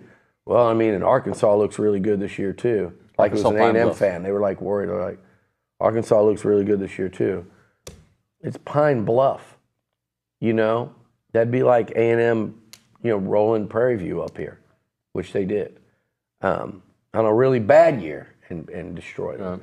So to me, it's the reality, David, is you are a Florida team and an Arkansas team that are probably going to have a combined record of 500 or so. Maybe one of them 7-5, but maybe the other one's 5-2. Probably around 500, maybe worse. That's what stands between you and a home date with the top 10 Missouri team at 4-1. I'd sit here today and say they could absolutely lose either of those football games if they play like they did the other day, which was good enough to stay with Notre Dame, but there was a lot that you watch. You go, okay, this is not going to get it done. It was game one. In game one under a new coach, game one under a new offense. Oh, by the way, it was a new defense too, and I know the defense played at a higher level, but it was game one. Maybe in game 3, 4, and 5, those busts aren't happening, and Notre Dame goes 32 carries for 96 yards. Then what's the football game look like? So with all that said, they need to go out and start winning, and it starts tomorrow. And by winning, I also mean, executing at a level that, like, okay, that level of how we played today, it doesn't translate to Florida, but making the right decisions with the football, protecting the ball, forcing turnovers, dominating the line of scrimmage on both sides, knowing what you're doing and blocking us on, all of those things have to be, they should walk out of there tomorrow afternoon going, okay, we just took a big step forward today. If we would have played, you could even say if we'd have played like this, we'd have beat Notre Dame last week. I know it sounds crazy, but I'm saying just in terms of their execution and their mentality. I just think and we got to hit a break, we're late, but if we just get average Connor, I think they win that game. I do too. Just average. I also think there are a million things with Connor throwing 2 picks and being nothing like the quarterback we've ever seen. And you still had 5 or 6 different plays that any one of them you win that game. Do you stop them on 3rd and 5? Do you the pick 6? Do you pull off the pick 6 there? Is it there were about 5 plays. I said the E.J. Smith play early. I think 7-0. That changes. Then you're up 10-3 after you kick the field goal the next time. You had what did Ja'Day Walker had a false start or on something? On a 3rd and 1. 3rd and 1. Then the Dalton Brooks play hurt. Dalton Brooks. Multiple ways. It hurt your defense and it hurt field position. I think it was a killer there. There were a lot of things, and not to mention just, those 2 long touchdown runs. You just make a tackle. Yeah. Make a tackle. And it wasn't like incredible running that like, oh my God, no one can make that tackle. This is Barry Sanders. It was just, as the season goes on, I believe those guys make that tackle. We'll hit a break here. Time to talk about Rollo Insurance. Obviously, they are the name of this studio. We appreciate everything they do. The difference is real. They're an independent insurance company built around educating you on exactly what you're paying for, doing the shopping for you so that you can have all of your insurance goals. They have offices all over Texas, 60 in Texas, Houston, DFW, Tyler, Austin, San Antonio, the Panhandle. You've got everything outside of Texas as well. They are just all over the place, but their headquarters is right here in College Station on Highway 6. Super local, super great people. I talk to Jackson and Jason all the time. You can talk to them. I had Jackson in studio with Keith just about a few days ago. They're great people, and they want to make sure that they take care of your car insurance, your homeowner's insurance, if you have farmers insurance, ranchers, hobby farmers, business owners, and of course their priorities, God, family, and country. Call them up, 888-44-ROLLO, or go to ROLLOinsurance.com. That is 888-44-ROLLO, ROLLOinsurance.com.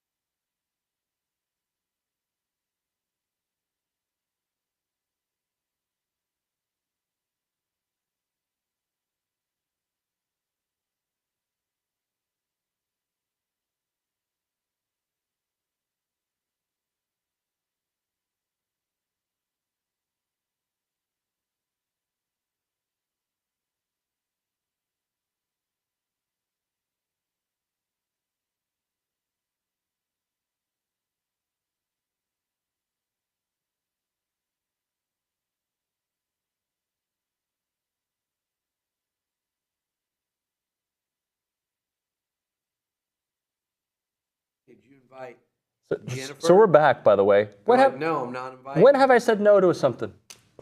I really want to examine this situation. I always say yes. Listen, Just not after 1 a.m. we got a pretty strict policy around here when it comes to lunches. And we were just talking about it off air. If everybody has a group of friends, there's that one friend that just stops coming. Well, I've got a girlfriend now. I can't do this, or I just got a new dog. I've got kids. Oh, I can't. Work's getting to me. I'm in rush right now. I can't. Whatever it is.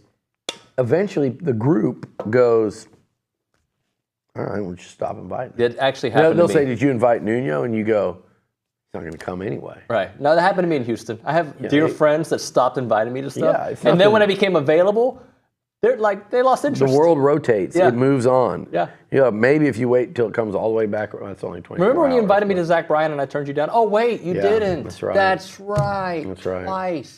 Twice. Just saying, I don't say no. I don't say yes sometimes, but I don't say no. I would love to bring you to the comedy mothership down there in Austin. You're into all that. I'm 100% in. You tell me what. Problem is, though, you bring him, and then it's like everybody's hanging out, and all of a sudden the guy leaves at like 9:30. Hey, I got to go. I got to get to the hotel. I'll plan ahead. Doesn't work like that. I'll plan ahead. You're in it. You're in it. You're in lunch. You're in lunch. You're out. You're out.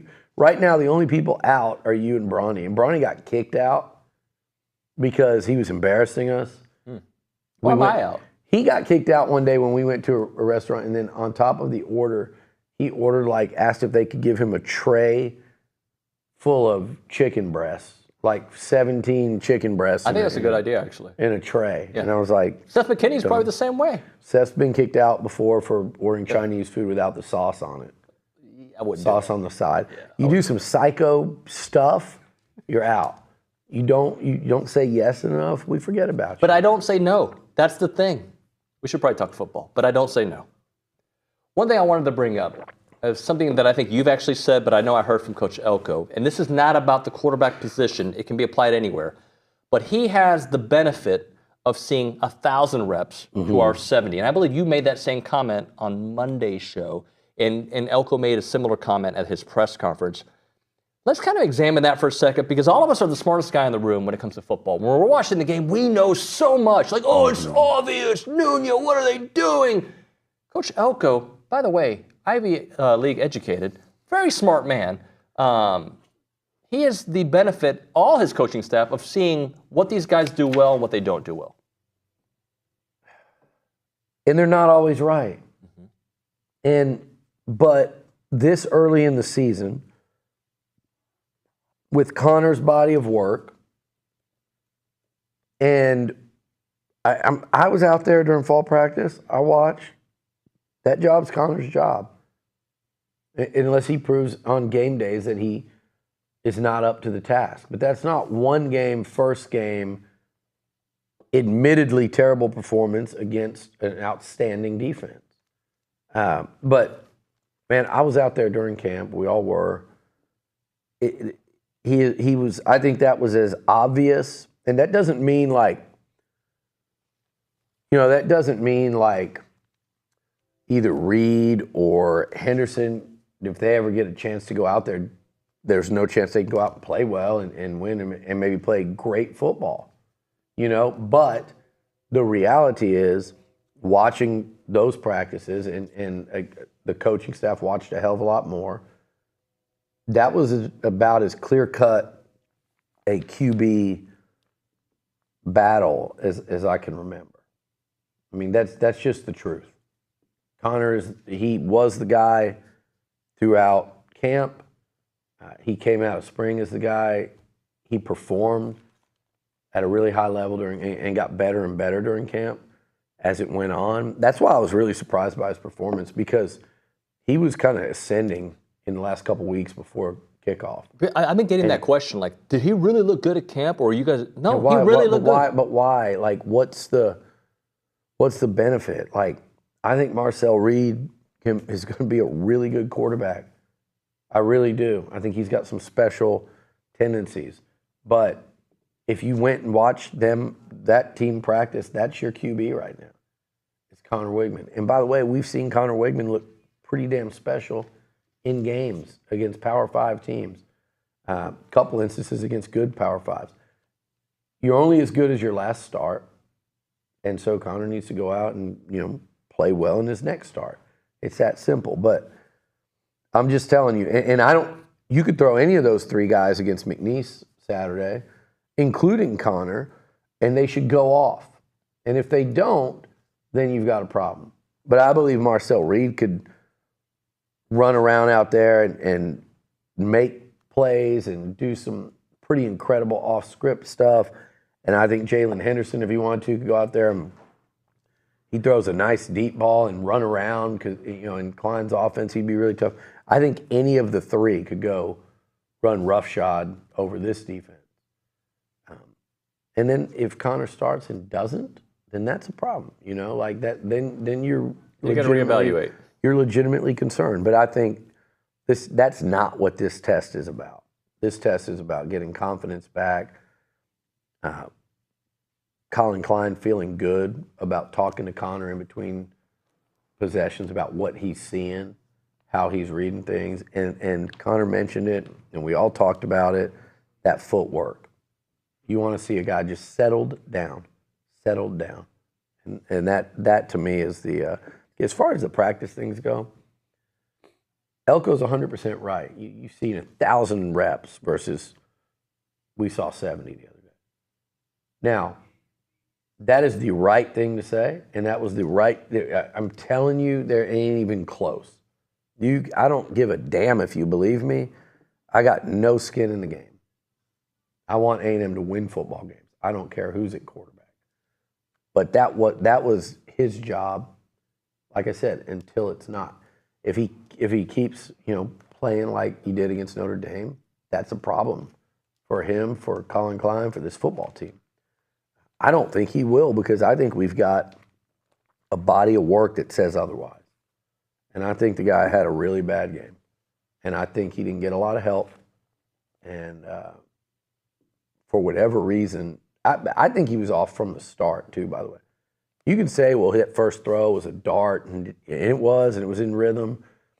But there are things early in that game, even footwork-wise. And you could see it. Like one of his very early passes, there's a wide open, if you go back and look, there's a wide open, it's a quick throw, wide open like boundary throw. And they were off coverage over there. And to me, that's a quick, boom, that's 7-8. It's what Notre Dame was doing to A&M. 7-8 yards right there, throw it. He never looks, just fires one off to the field side, into cover. Just things that you don't see him doing. That pass to Noah Thomas, you do not see Connor Wigman. Mm-hmm. Now, I know it's only 9 games, but he does not miss open receivers in the intermediate. That is a money throw for Connor Wigman. And that thing sailed so badly that 6'5" Noah Thomas couldn't get a hand on it. It would have been a 25-yard gain. Guy catches it like a punt. We have 9 games of evidence that he typically does not do that. Something was off with him. And so, again, I think that's the biggest thing, the biggest thing of anything. And then I want to see the defense not bust. Mm-hmm. I want to see really fundamentally sound. We've watched teams really good. I think one of these great Elko defenses, I forget who we were playing, it was Ball State or somebody, was popping off long runs, and everybody was, we're so concerned. I think they ended up leading the country, or at least the SEC, in run defense. But they were busts early in the year. That happens to even the best defenses. So what you want to do is the quicker you can feel like that's not a thing anymore and that's over and done with. So they could start with that this week too. All right, we'll hit a break. We'll come back. If you have a question for Luch, send it in at 979-693-1150. A short segment before the final countdown is TexAgs Live.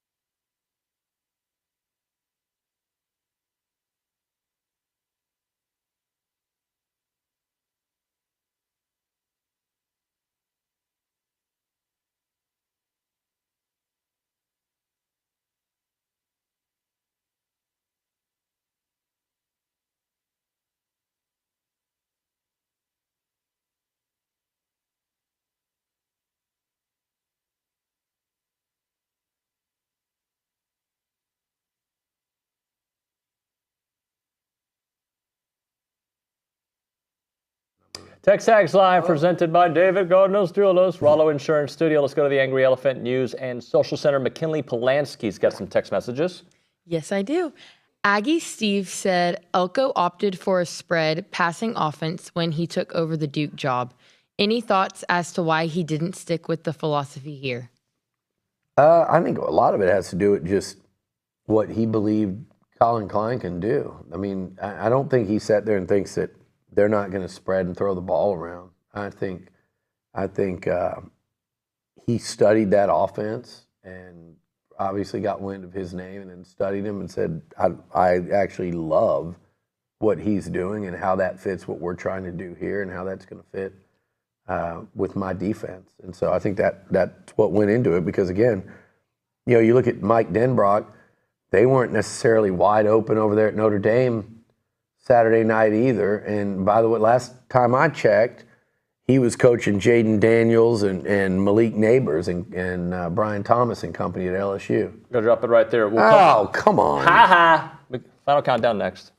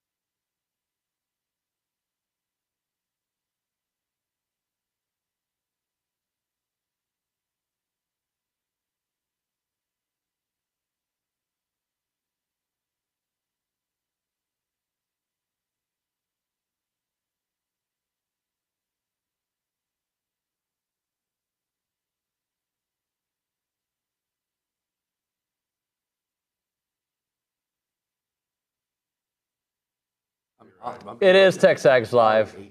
We are presented by David Gardner's Jewelers. We are here in the Rollo Insurance Studio.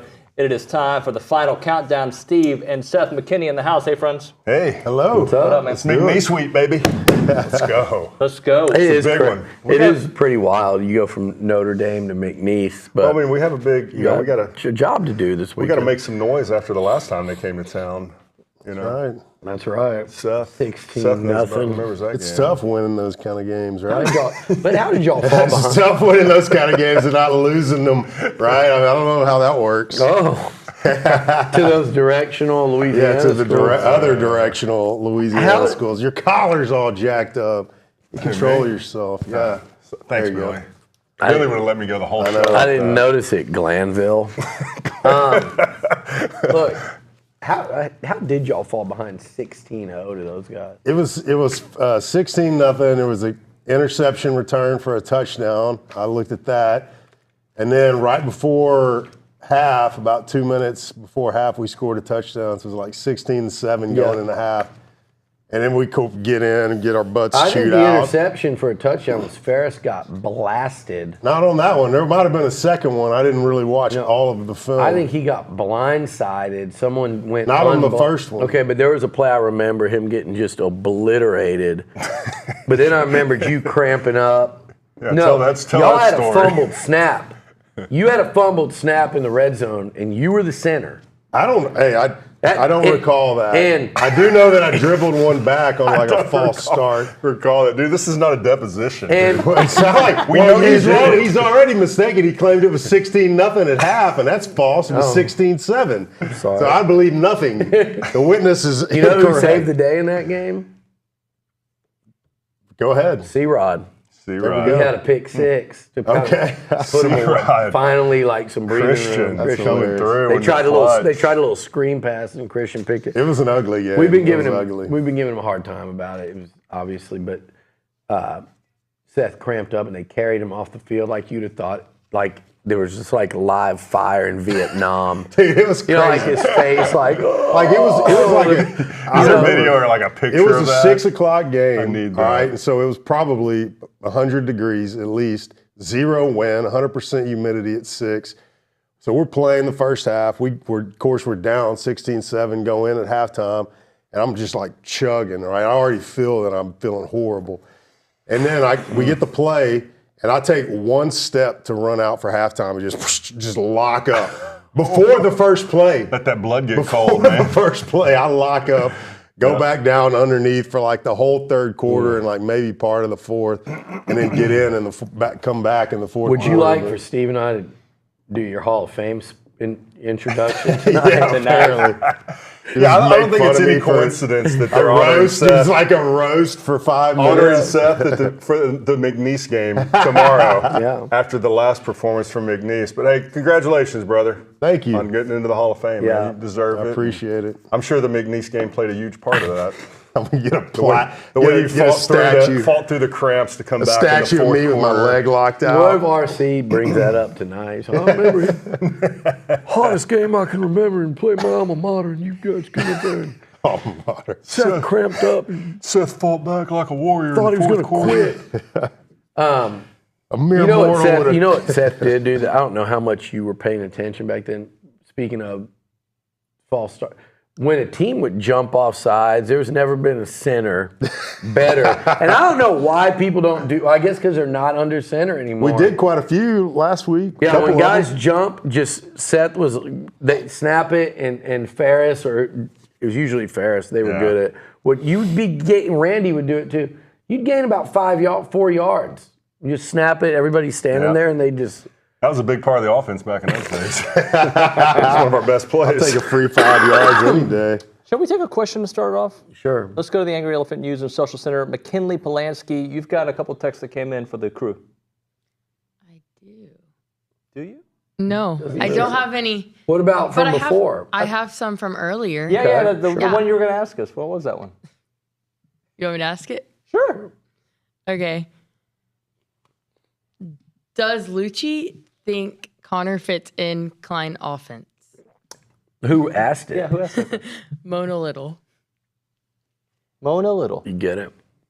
Like, how childish are we going to be, guys? But by the way, she did not. She picked up on it, which is why she's like, Are you sure? Somebody Sure you want me to read this? You know who would not have picked up on it? Of course, this is bag on me some more. Let's go. This side of the table, bag That's on. right. Do you remember when he got duped by huge ass? The Schloss. Schloss was With on Slosh there. on set. A guy called in as huge ass in Australia, and he was a friend in Australia. Huge ass. No. The setup was, oh, wow, we got people listening all over the world. Let's go to Australia right now. Huge ass. And then I go, oh, they got me. Nice. No, you didn't. Zane had to tell you. No, I said it on the air. Go back and watch the tape. Zane, send it to me. Send it. All right. So, do I think Connor fits in? Yeah, I think. Look, what Kansas State has done when Colin Klein was a player, what he was doing with a guy like Avery Johnson, who's a kind of breakout freshman last year. There's definitely a benefit to having a quarterback that can really run in that system. But Colin Klein and any real OC will as you guys know this better than anybody. You played for how many different quarterbacks? You will alter the offense to fit your quarterback skill set more so than any position on the field. And by the way, I personally would like to see Connor run a little bit. I know that people would, and maybe even Elko and Klein would be like, oh, no, you don't. Not because he can't run, but because you don't want to get him hurt. Right. But I felt like there were times he could have pulled it and kept it, on that mesh the other night. Yeah. I've seen him. You saw him in high school. He's not going to go out there and run a 4.5, but he's got field vision and can run and knows when to take off and go. I've seen him do it. You just mentioned something that I don't know the answer to this. If the coaches expect, he's went for 92 yards and a game-winning touchdown against Lonnie. He did. Right, he can run a little bit. I don't know if the coaches expect him to run or not, but if they're calling plays that he's supposed to at least have the option to pull it, and he always hands it off. That doesn't make much sense to me. So I hope the coaches expect him to run it if they're going to run those types of plays. Yeah. So I put that on Connor. I mean, every high school in Texas is running that type of offense right now. And if your quarterback never keeps it, then they quit worrying about it. Right. And then that guy that the quarterback's supposed to be reading is tackling your running back. So, yeah, you do have to keep it every once in a while if that's the play call. Right. What did you guys think? I would say this. I just don't think we got any real indication of what this offense is going to look like. Oh, I agree. I'm sorry, but I think it was a OC and a quarterback, OC trying to feel out what he could do. And I think that you'd say the same thing about Notre Dame. I was just telling him. Mm-hmm. The last time we saw Mike Denbrock, Jaden Daniels is winning a Heisman Trophy. Malik Neighbors and Brian Thomas are first-round picks. They're making every catch. They're running slants, verticals. Daniels is running wild. They're QB delayed draw. I mean, there's all kinds. He goes up there. You didn't see any of that. Yeah. Because he had Riley Leonard, not Jaden Daniels. Right. He had a new quarterback. You're playing in a game that you knew immediately was a rock fight. And that a big mistake by your offense or your quarterback against an aggressive defense could change the game. And it finally did. Yeah, and when Connor made those mistakes, and I really think it was like, we just need to hang in this thing and win it. Yeah, I don't think you saw A&M's offense at all. I think you saw a really bad game by Connor, and he admits it, so that's fine. He played bad. And I think that the offensive line did a good enough job of providing a pocket for him to do what he needed to do. And he just got too nervous and overreacted at times and just played with no poise. And it was just a bad game by him. What did you think of the O-line, Steve? I thought the O-line played pretty well. I really did. I mean, I thought we covered guys up well on the run plays. We didn't have a lot of negative yardage runs. Yeah. Pass protection was solid. Yeah, we gave up a little bit of pressure here and there, but, Connor had time to throw the ball.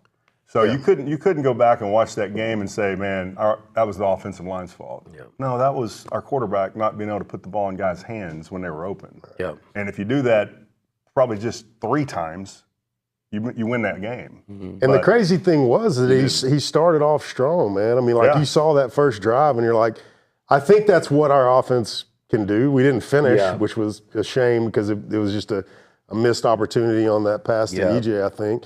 But regardless of that, it gives you hope of what we could be. Yeah, we're going to get better. I mean, Connor's going to get his accuracy problems fixed. Hopefully, this is a get right week.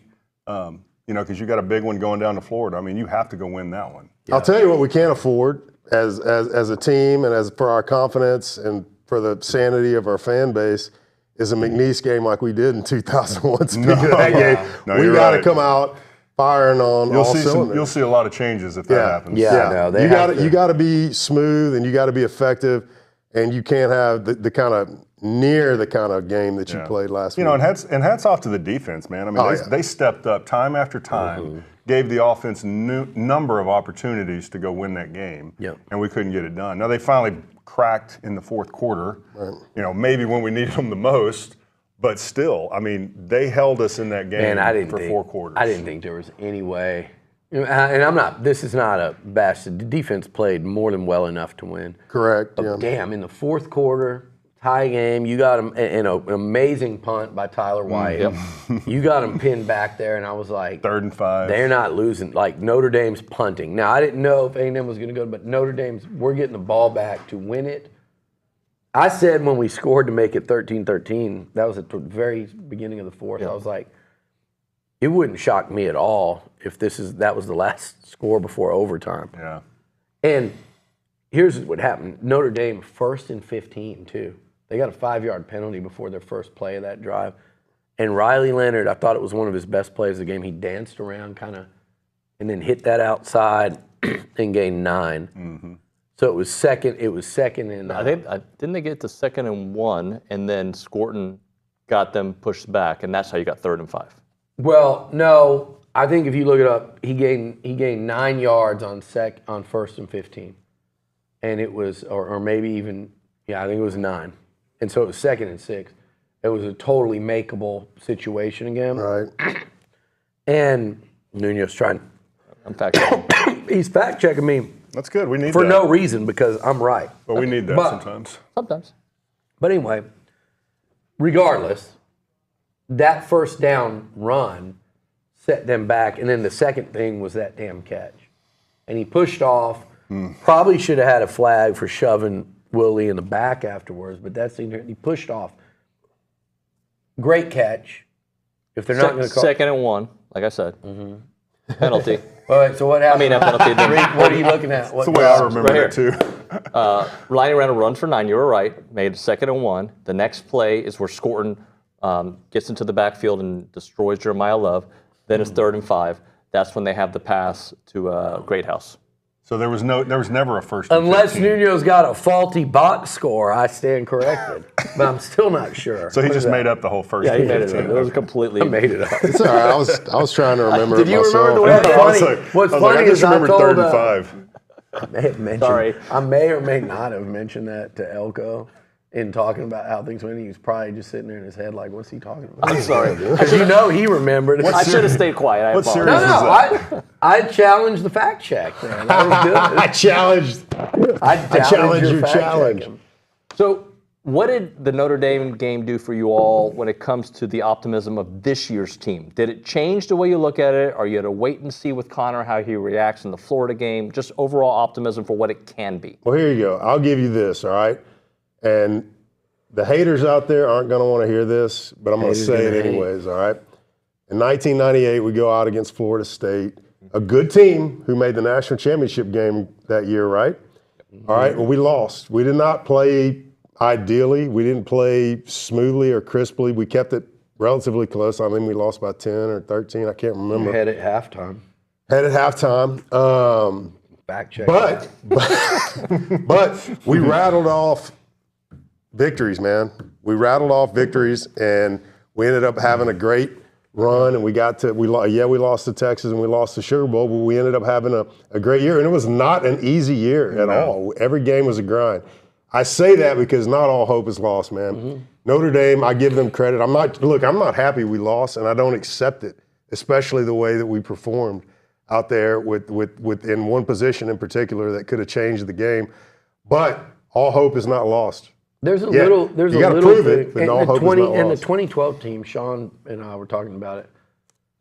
I think they were like 3-2 at one point, maybe 4-2. Mm-hmm. But they were on nobody's radar because they lost their opener to a good Florida team under Muschamp, and they barely lost 20-17. Same type deal.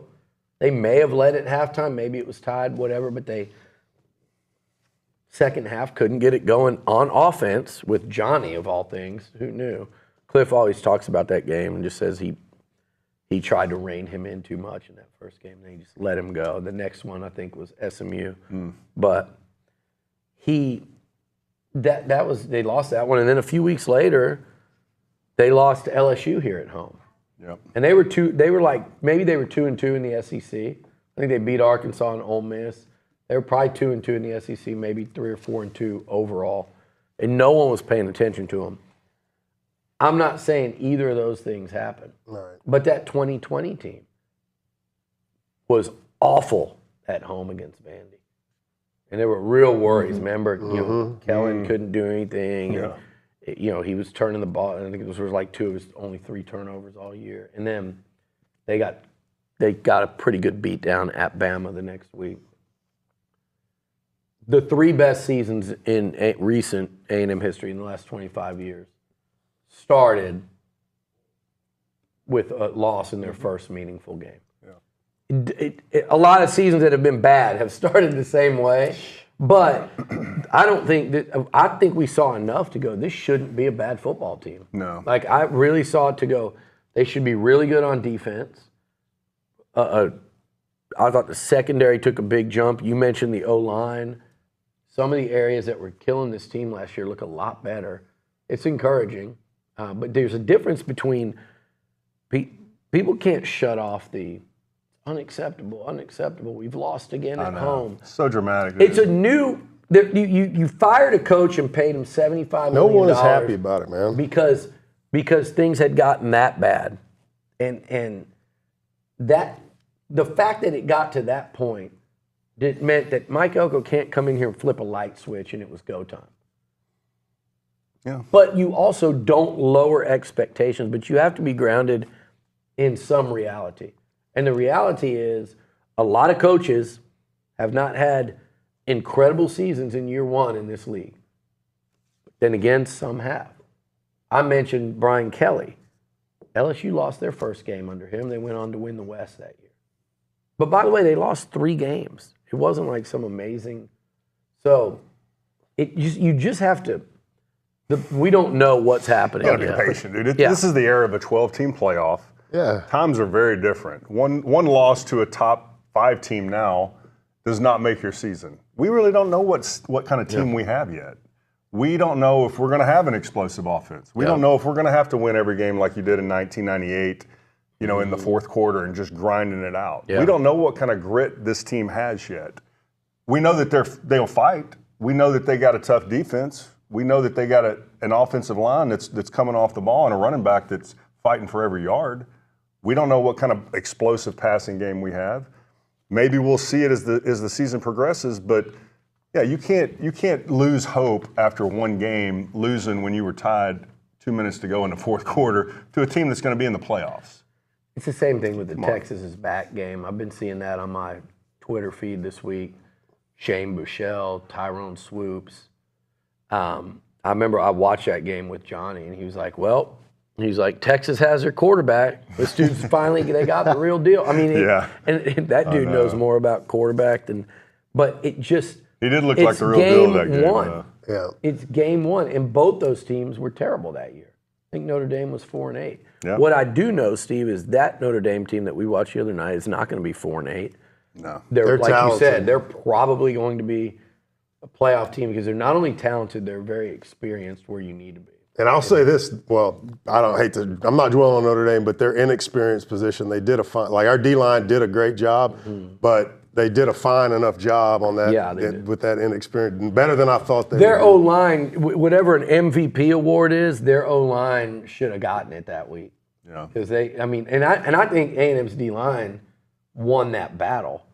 You know, like they but not definitively. Not like we thought. Yeah. Go back to our defense, if you would, and on a touchdown run, I think it was later in the game that I can't remember what yard. Maybe it was on the 20 or 25 or whatever. You can fact check me, David. I believe. But there was a like our defensive line did got penetration on the offensive line, messed up their puller, and it should have been a run that was a loss. It's or no gain or a loss. But it ends up being that we had a misfit by York, and he skirts through there, boom, touchdown. Yeah. And you're like, oh my goodness, that should have never happened. Yeah, because then it's 3rd and that was like a 2nd and 8, so it's like 3rd and 9, and you call the timeout, and if you stop them on a 3rd and 9, they're kicking a field goal, and you've got 2 minutes left to go down, and now not for a touchdown but for a field goal. So that was But that wasn't talent at all, man. That was just a middle. No, yeah. And that's what I'm saying. I don't think that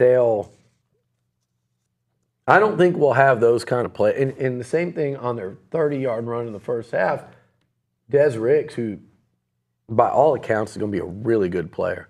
I loved what I saw at corner with Ricks and Lee, but Ricks didn't catch that the receiver was blocking, and kind of he got caught in no man's land there. When that was an easy come up and run support. Everybody else on that play did their, but he let Love get outside, and it's a 30-yard gain, almost a house call. Barely stepped out of bounds. So those are things that, like, as these guys play more in this defense, I truly believe that stuff will be gone, and it'll be gone really quickly. Yeah. All right, let's hit a break here. When we come back, we'll take a look at the other side. I don't even know what we're going to look at, but we'll look at something. Okay. Costa Vida time. I challenge anybody to go there to the South College Station location and talk to Holly. I challenge them. And come away thinking, yeah, Holly's my best friend. If you go there, that's the feeling. If Holly's there, right? Sure. Yeah, everybody loves Holly. Go there. A couple of things that they're going to be having. They're going to be obviously at the All-American Club. They'll do some tailgate catering as well. But at the All-American Club, they're going to be serving chips and queso, chili lime chicken, and sweet pork nachos. And they'd love to be part of your game day tailgating crew. So call them up. Holly will take great care of you. And it doesn't have to be just for tailgating. It can be for a business meeting. It could be for some event that you put together at your house. There's so many different options when you go to Costa Vida. You're going to love the catering experience. You're going to love the great people there. And you're going to love the food. The quesadilla is my go-to. It's my boys' go-to as well. It is in South College Station. It is delicious. It is fresh Mex done the exact right way where every ingredient does matter. Check them out. Aggie owner operated, 4501 Mills Park Circle in College Station. That is 4501 Mills Park Circle in South College Station. It's Costa Vida.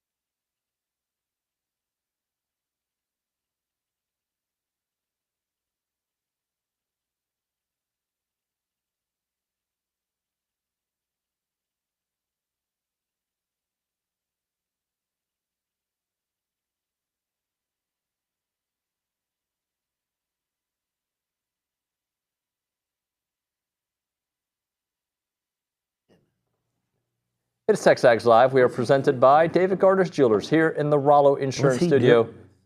It's the final countdown. We say Billy can't see. I can read that a mile away. Billy during the can't breaks, see it says, enjoy a minute of Aggie Zen, I think is what it says. That's right. Zen. Zen, sorry. Z-E-N, so Not you want Z-Y-N. I said it was a marketing opportunity. By the way, the fact you. checker got reverse fact checked by did. Zane. He did not know huge ass. At the very end, it was too late, yes. And when I listened, I heard Schloss snicker a little bit. He laughed. That's funny. All right. So let's talk a little bit more about the defense. You said you liked what you saw from the secondary, the cornerbacks in particular. The linebackers, what did you think from Scooby? What did you think from Torian? Obviously, has already talked about having a rough one. Just from what you saw from the linebackers, what did you guys think?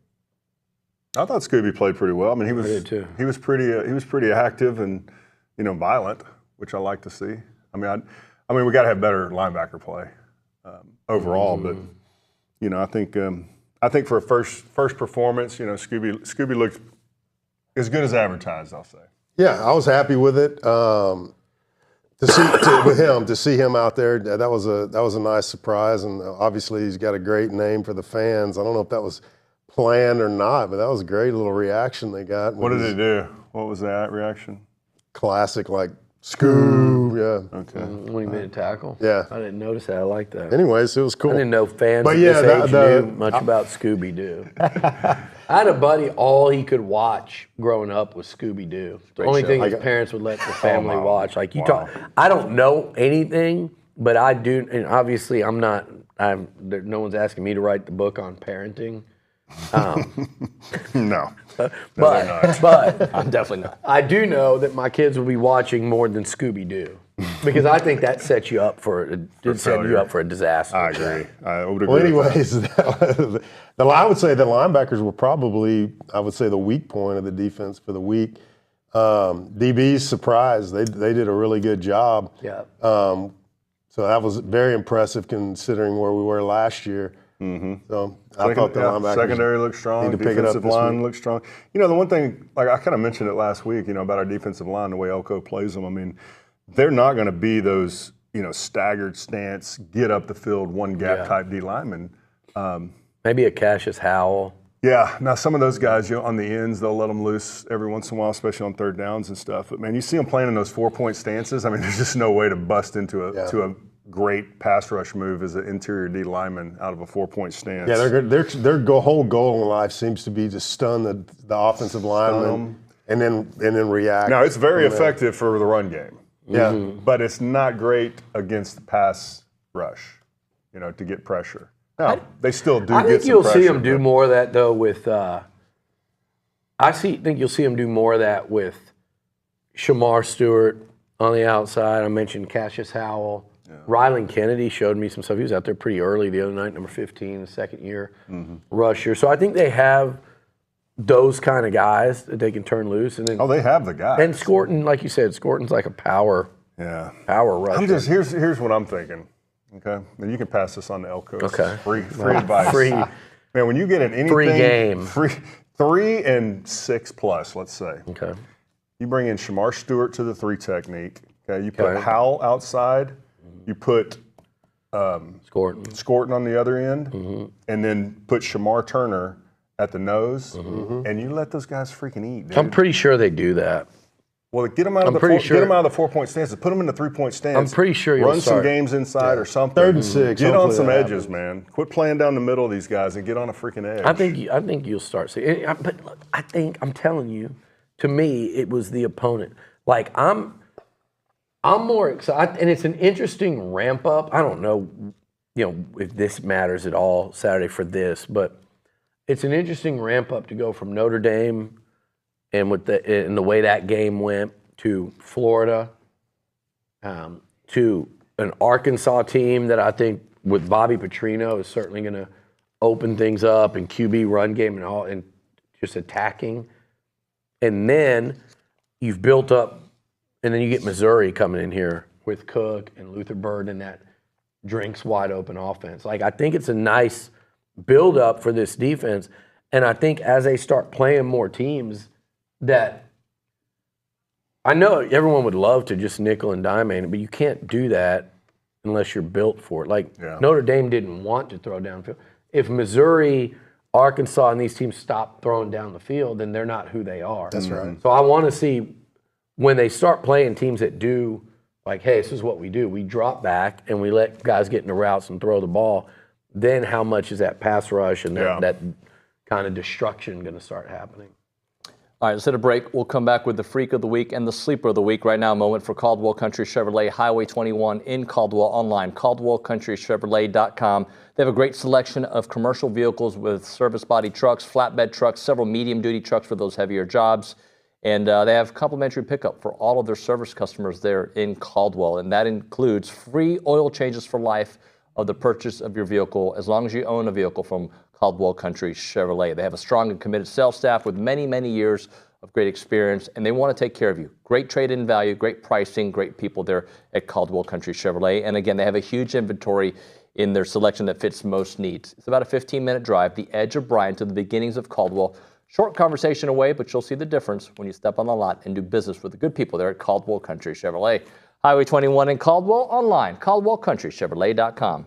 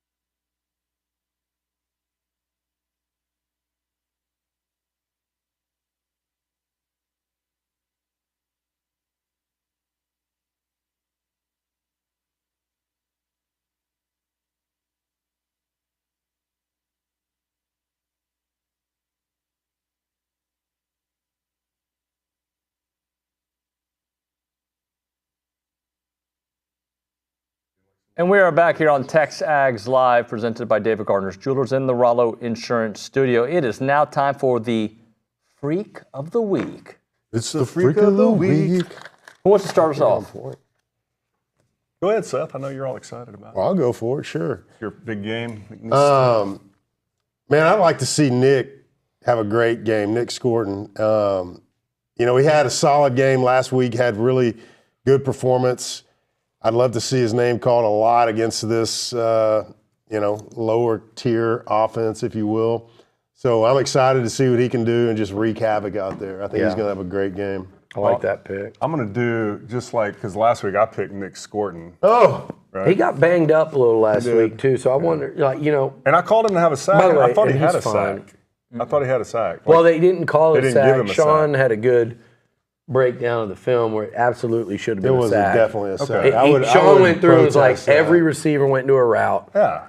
He saw it and immediately just changed his mind. Saw a little crease, tried to run, and scored. Do they have that in college? Because I know in NFL you can review that kind of stuff. Yeah, they used to. I mean, Steve got a touchdown. I did. 30 years later. You didn't get a touchdown, did you, Seth? That's right. I didn't. I was never that bad. We might need to redo this Hall of Fame vote. Yeah. I don't remember you getting a touchdown in college. So this week I'm going to pick your pick from last week, Connor. Okay. You know, I'm banking he's going to have a bounce back week. You know, I think the coaches want him to have a great week. Yeah. They're going to give him some opportunities to build some confidence.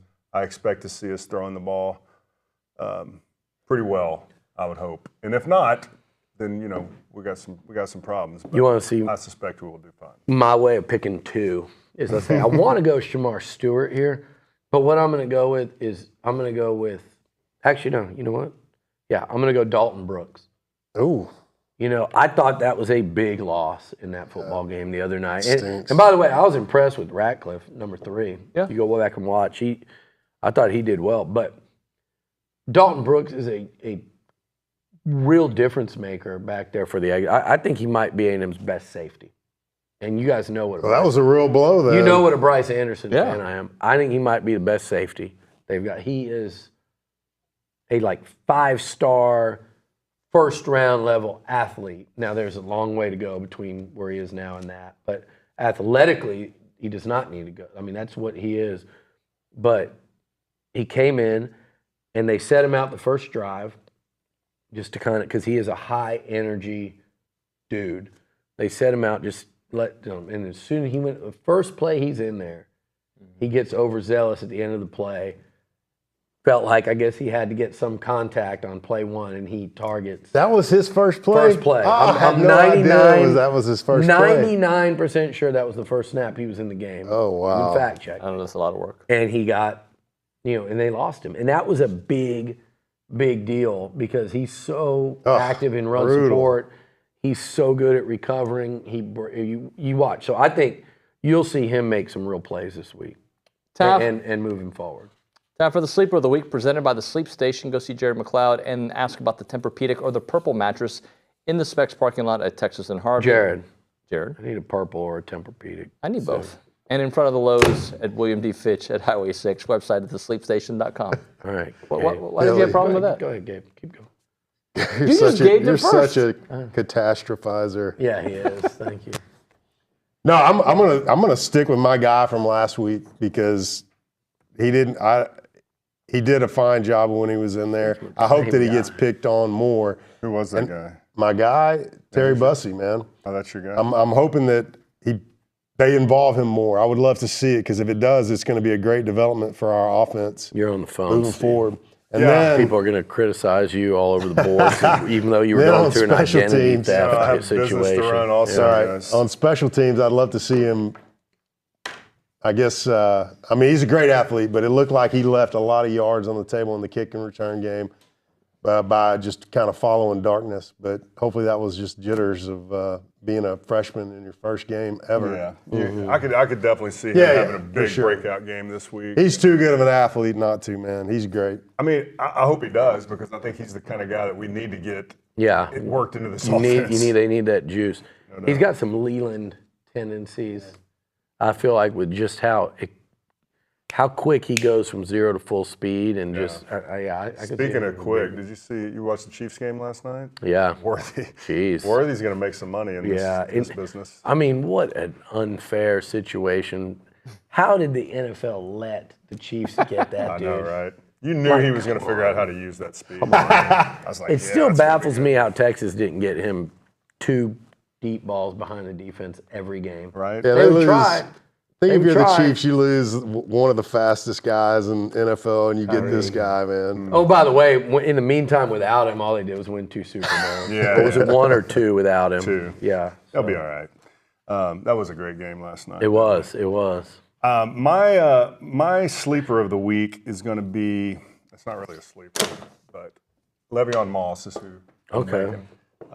Very solid opener.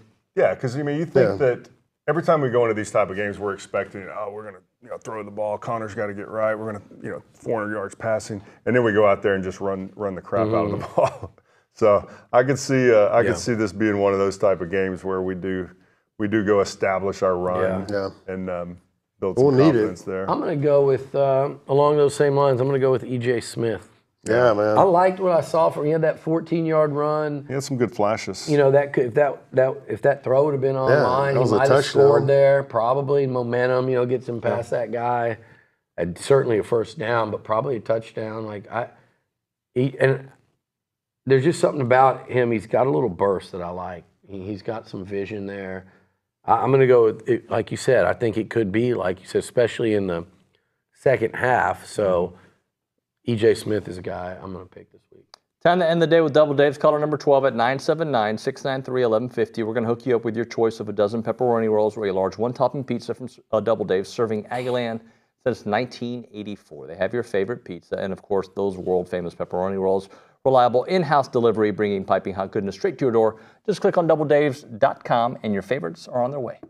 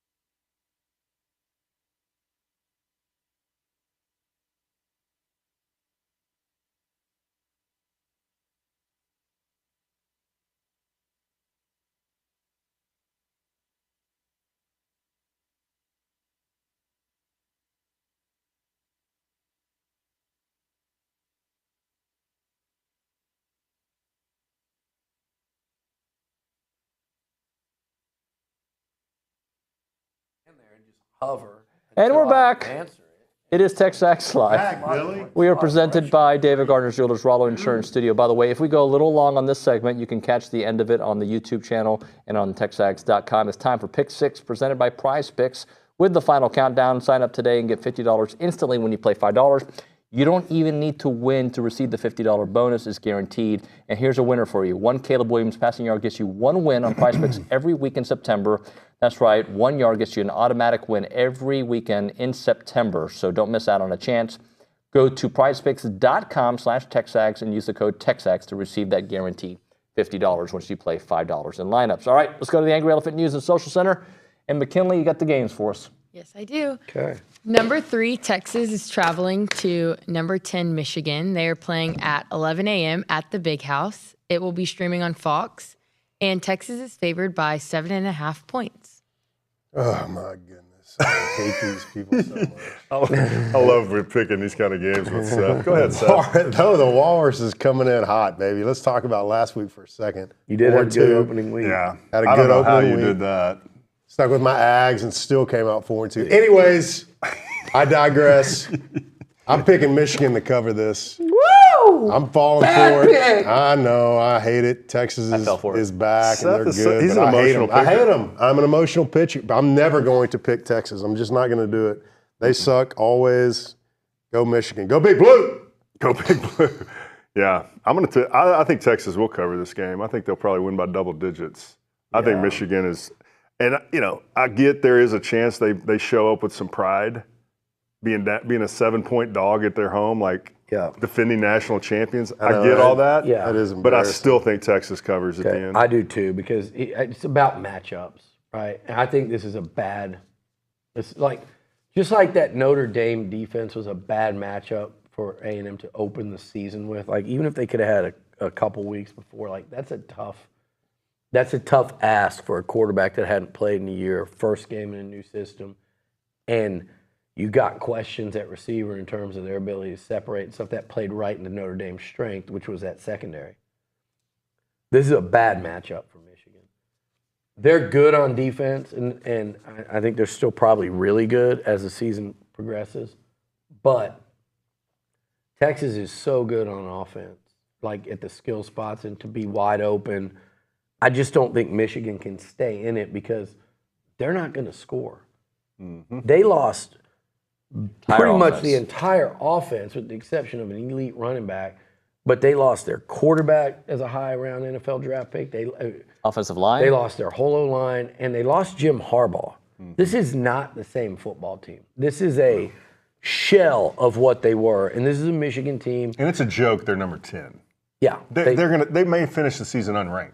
But they're not going to be a top 10 I think they're team. going to go. I haven't looked at their schedule. I'm just really annoyed. I could see them going. Because I'm annoyed because Texas is going to get all this. Get used to it. And I think this is not one of the games I saw Texas potentially losing. Not this summer, because once Jim Harbaugh, first of all, let's not act like Sharon Moore did a good job let's not act like Jim Harbaugh is not an elite football coach. Yeah. Just losing him, period. But when you lose him in the entire offense and a good chunk of your defense too, I think Texas runs them off the field. It's just a bad. Texas will have tougher games this year. They'll have several of them, but this is a bad matchup for Michigan, in my opinion. Longhorns roll. And here's the thing. I don't think people have been on me because I've said about the Notre Dame defense versus the Texas defense. We're not going to know anything about the Texas defense after this weekend. Mm-hmm. You should not give up more than 13 points to this Michigan offense. A solid defense. Yeah. So I agree. this is a good matchup for Texas, period. And by the way, Steve, for him to say that, he hates Texas probably more than you. Yes, more. Somebody put Dan in this and they lied. Remember, Dan was like, that's not even me. Dan Campbell did not kick the Texas recruit out of the car tonight. That was him. Somebody. The guy said, don't say somebody. The guy said, well, I like A&M. I'm enjoying it, but right now I still think maybe I'm leaning a little bit to Texas. Steve made Dan pull the truck over, made the guy get out of the car and walk home. But this is before cell phones. This is before anything. Nice. Just because he said Texas led. Yeah. Okay, and I know like you, that. Brandon Nava was his name. So 20 years later, this As he lunatic reaches out. DMs him on Facebook sorry, and apologizes. Guy's like, yeah, dude, I don't know. Hey, man, it's water How under the weird did that bridge. guy wake up that day? And the one thing he was sure of was that the sun was going to rise and set, and that Steve McKinney would not apologize for kicking him out of the car. Turns out he's a nice guy. Imagine that. Who would have known? Polanski? Arkansas is traveling to number 16, Oklahoma State. They are Okay. playing at Boone Pickens Stadium at 11 a.m. It is streamed on ABC, and Oklahoma State is favored by 7.5 points. This is going to be an easy. I'm just going to go out on a limb right here. Not even on a limb. I'm just at the base of the tree, and I'm picking Arkansas to cover this, win the game. Interesting. All right. Ah, man. This is actually a tough one. I agree. With that spread. I want to believe that Oklahoma State, because I don't think Arkansas is that great, personally. But I really don't know. I don't know if Oklahoma State's that great. 7.5, great. That's a pretty interesting spread. Let's go Oklahoma State. All right. Big week. I did Oklahoma Big State. week. Separation week. Alan Bowman's in like year 9 up in Stillwater. Ollie Gordon. I forgot about that. Ollie Gordon is the returning best running back in college football. They're not that good. No. Mike Gundy does a hell of a job. That is a tough place to play. I don't think Arkansas is ready to go win that football game. Mm-hmm. I think we got a little ahead of ourselves with this 70 points scored against Air. Yep. Which Air, a.k.a. Arkansas Pine Bluff. Yep. And I'm ashamed at some people how quickly they jumped on that. But I do think Arkansas is going to score some points. I like Oak State to win. Maybe, Seth, I'll give you an Arkansas cover. And I think that'll be one of the more exciting games. Make it pick. Don't So I say did. maybe. I picked Arkansas to Right, cover, there but we Oak go. State to win at home. Polanski? Iowa State is traveling to number 21, Iowa. They are playing at Kinnick Stadium at 2:30 p.m. It is streamed on CBS, and Iowa is favored by 2.5 points. I'm going to go with the Iowa to cover this. I heard that they have as many receiving touchdowns in like one half as they did in the whole season last year. 40 points in the first game. I'm going with Iowa. Yeah, me too. I'll take Iowa. Billy? I think Matt Campbell should have left Iowa State when his stock was way up. Mm-hmm. And then that picture got out of him and his crazy face during the game, and it's like been downhill ever since. Mm-hmm. I think that's why you got to strike when you can, man. You do. That's why most coaches do that. And so I think I like Iowa. Kirk Ferentz will never leave there, apparently, but I like them at home. Battle of the mid, just like it is every year. But I do like the way Iowa plays defense. McKinley? Colorado is traveling to Nebraska. They're playing at Memorial Stadium at 6:30 p.m.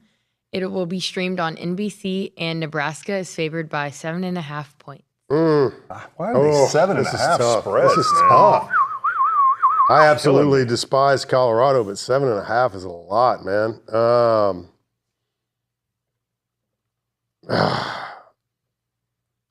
Do it. I'm going to go with Nebraska. Good answer. I think Dylan Raiola is going to have a great game. I'm impressed you knew that. So. That was good. And he said it right. And yeah, I thought you were going to blow that up pretty bad, but you got it right. Played with his dad. Oh, that's right. Where at? Oh, not played like in the same time era. period. In the era, yeah. That was a bad dude. Yeah, he was great. Great player. So I am actually going to go Nebraska as well.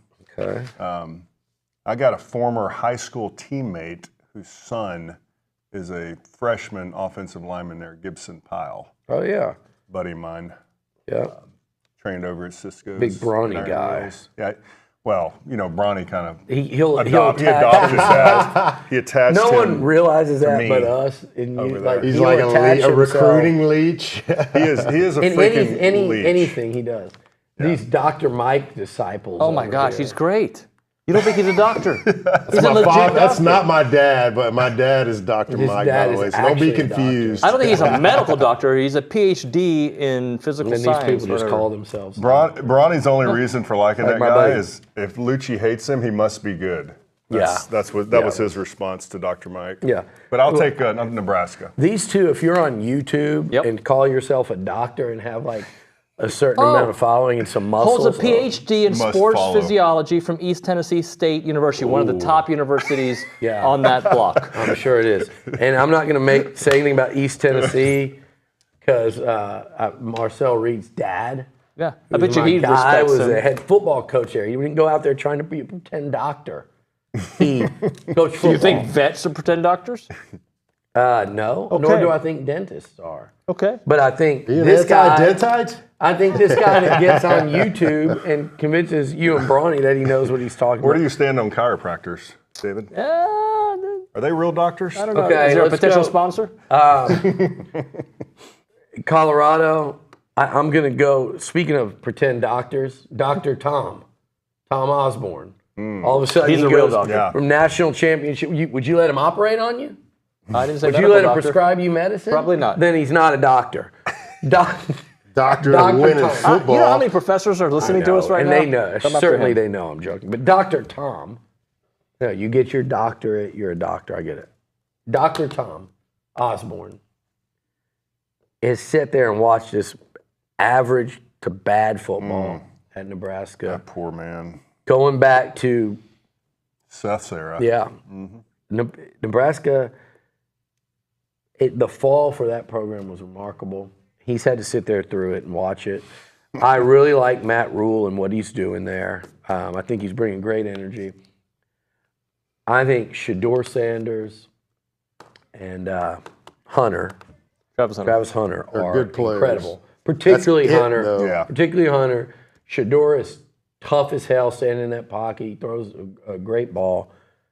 That's it. And they beat Nebraska last year.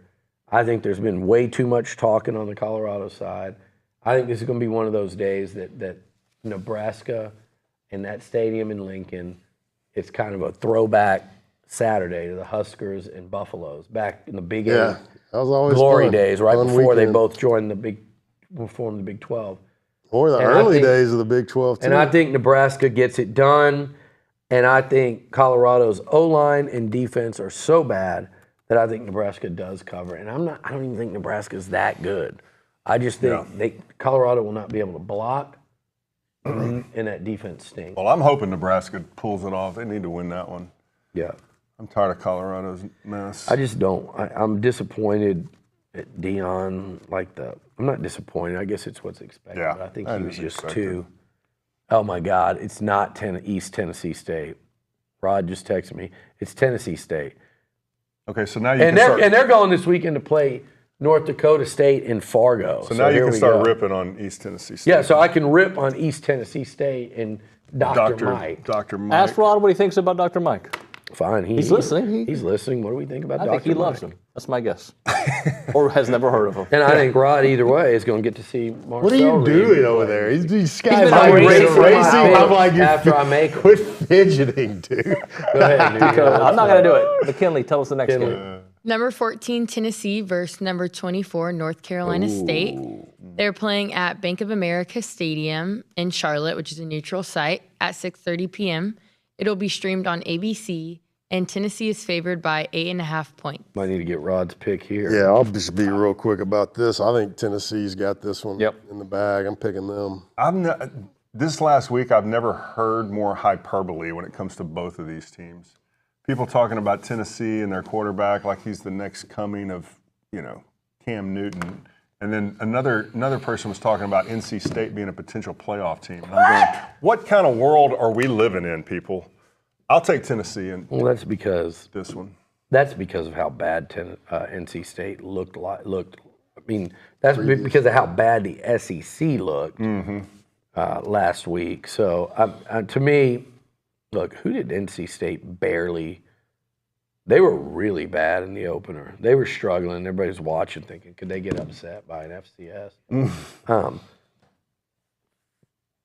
Doran does a good job there. They play tough. They beat teams that people think they shouldn't. Yeah. And lose to teams they shouldn't. Yeah, but I think Tennessee. I don't think Nico is a Heisman winner yet. Like they want to anoint him in Knoxville and around this conference, but he's a damn exciting young quarterback in this league. Josh Heupel's up. I like Tennessee too. I'm going to erase it now as I say it.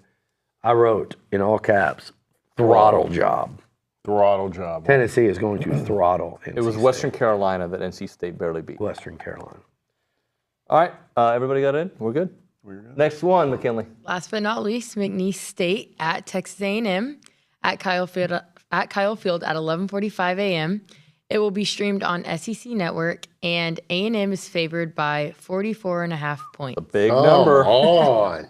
Come on, Seth. This is ludicrous, Seth, dude. I mean, you remember what happened last time they played McNeese State? You think 44? Think you're hitting that? I think we could easily hit that. But, I mean, my goodness, that's like, what is that, 45 points against high grass is pretty good.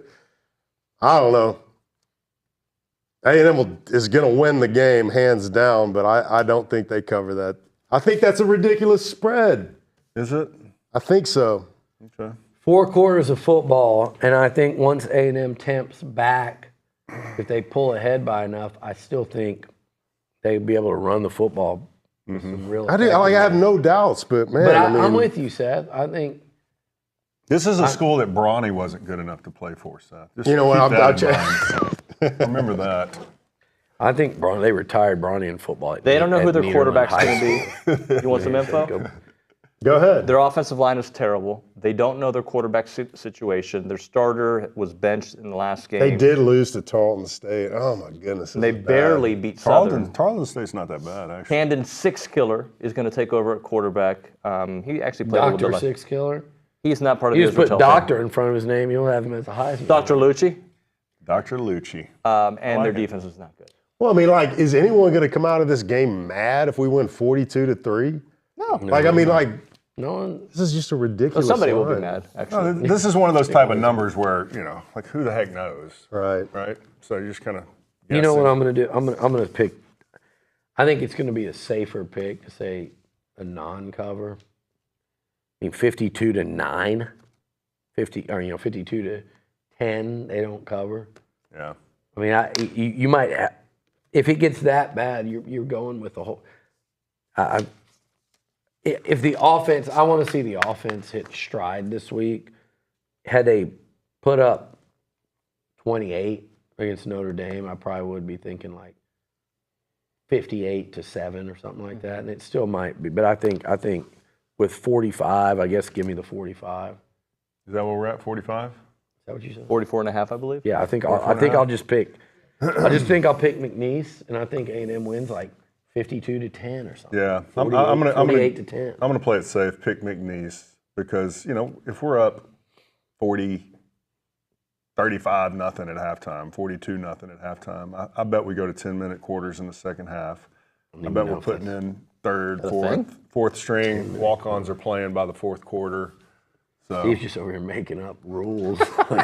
That happened last week. They literally just changed the rules last week. Apparently, that's a thing now. I didn't know. Yeah. I had no idea. Literally, teams played 10-minute One quarters. team did a 5-minute quarter. I don't know who it was, but I saw it. So that's what I'm thinking. Lane Kiffin said, no, we're not doing that. I want He's snaps like, no. from my players. Yeah, I believe that. Did he really? Yeah, that I believe. So they hung hilarious. about 60-something. Oh, that's... No, they had like 70. Did they? Yeah, they went over 70. Kiffin just does what he wants. Stephen F. Austin, I guess, was involved in that game that got shortened. That's right. Ty. Yeah, I talked to Ty the next day, and he was like, oh, we stomped them by 70. There it is, 70-0 at halftime. All right, it might be time to go. I've resorted to making paper airplanes. Who was Stephen F. Austin playing? North American. It was the NAI school. Is that a freaking club team? I do remember that. Golly. All right, gentlemen. Thank you. There we go. Jacob. North American, what's the deal?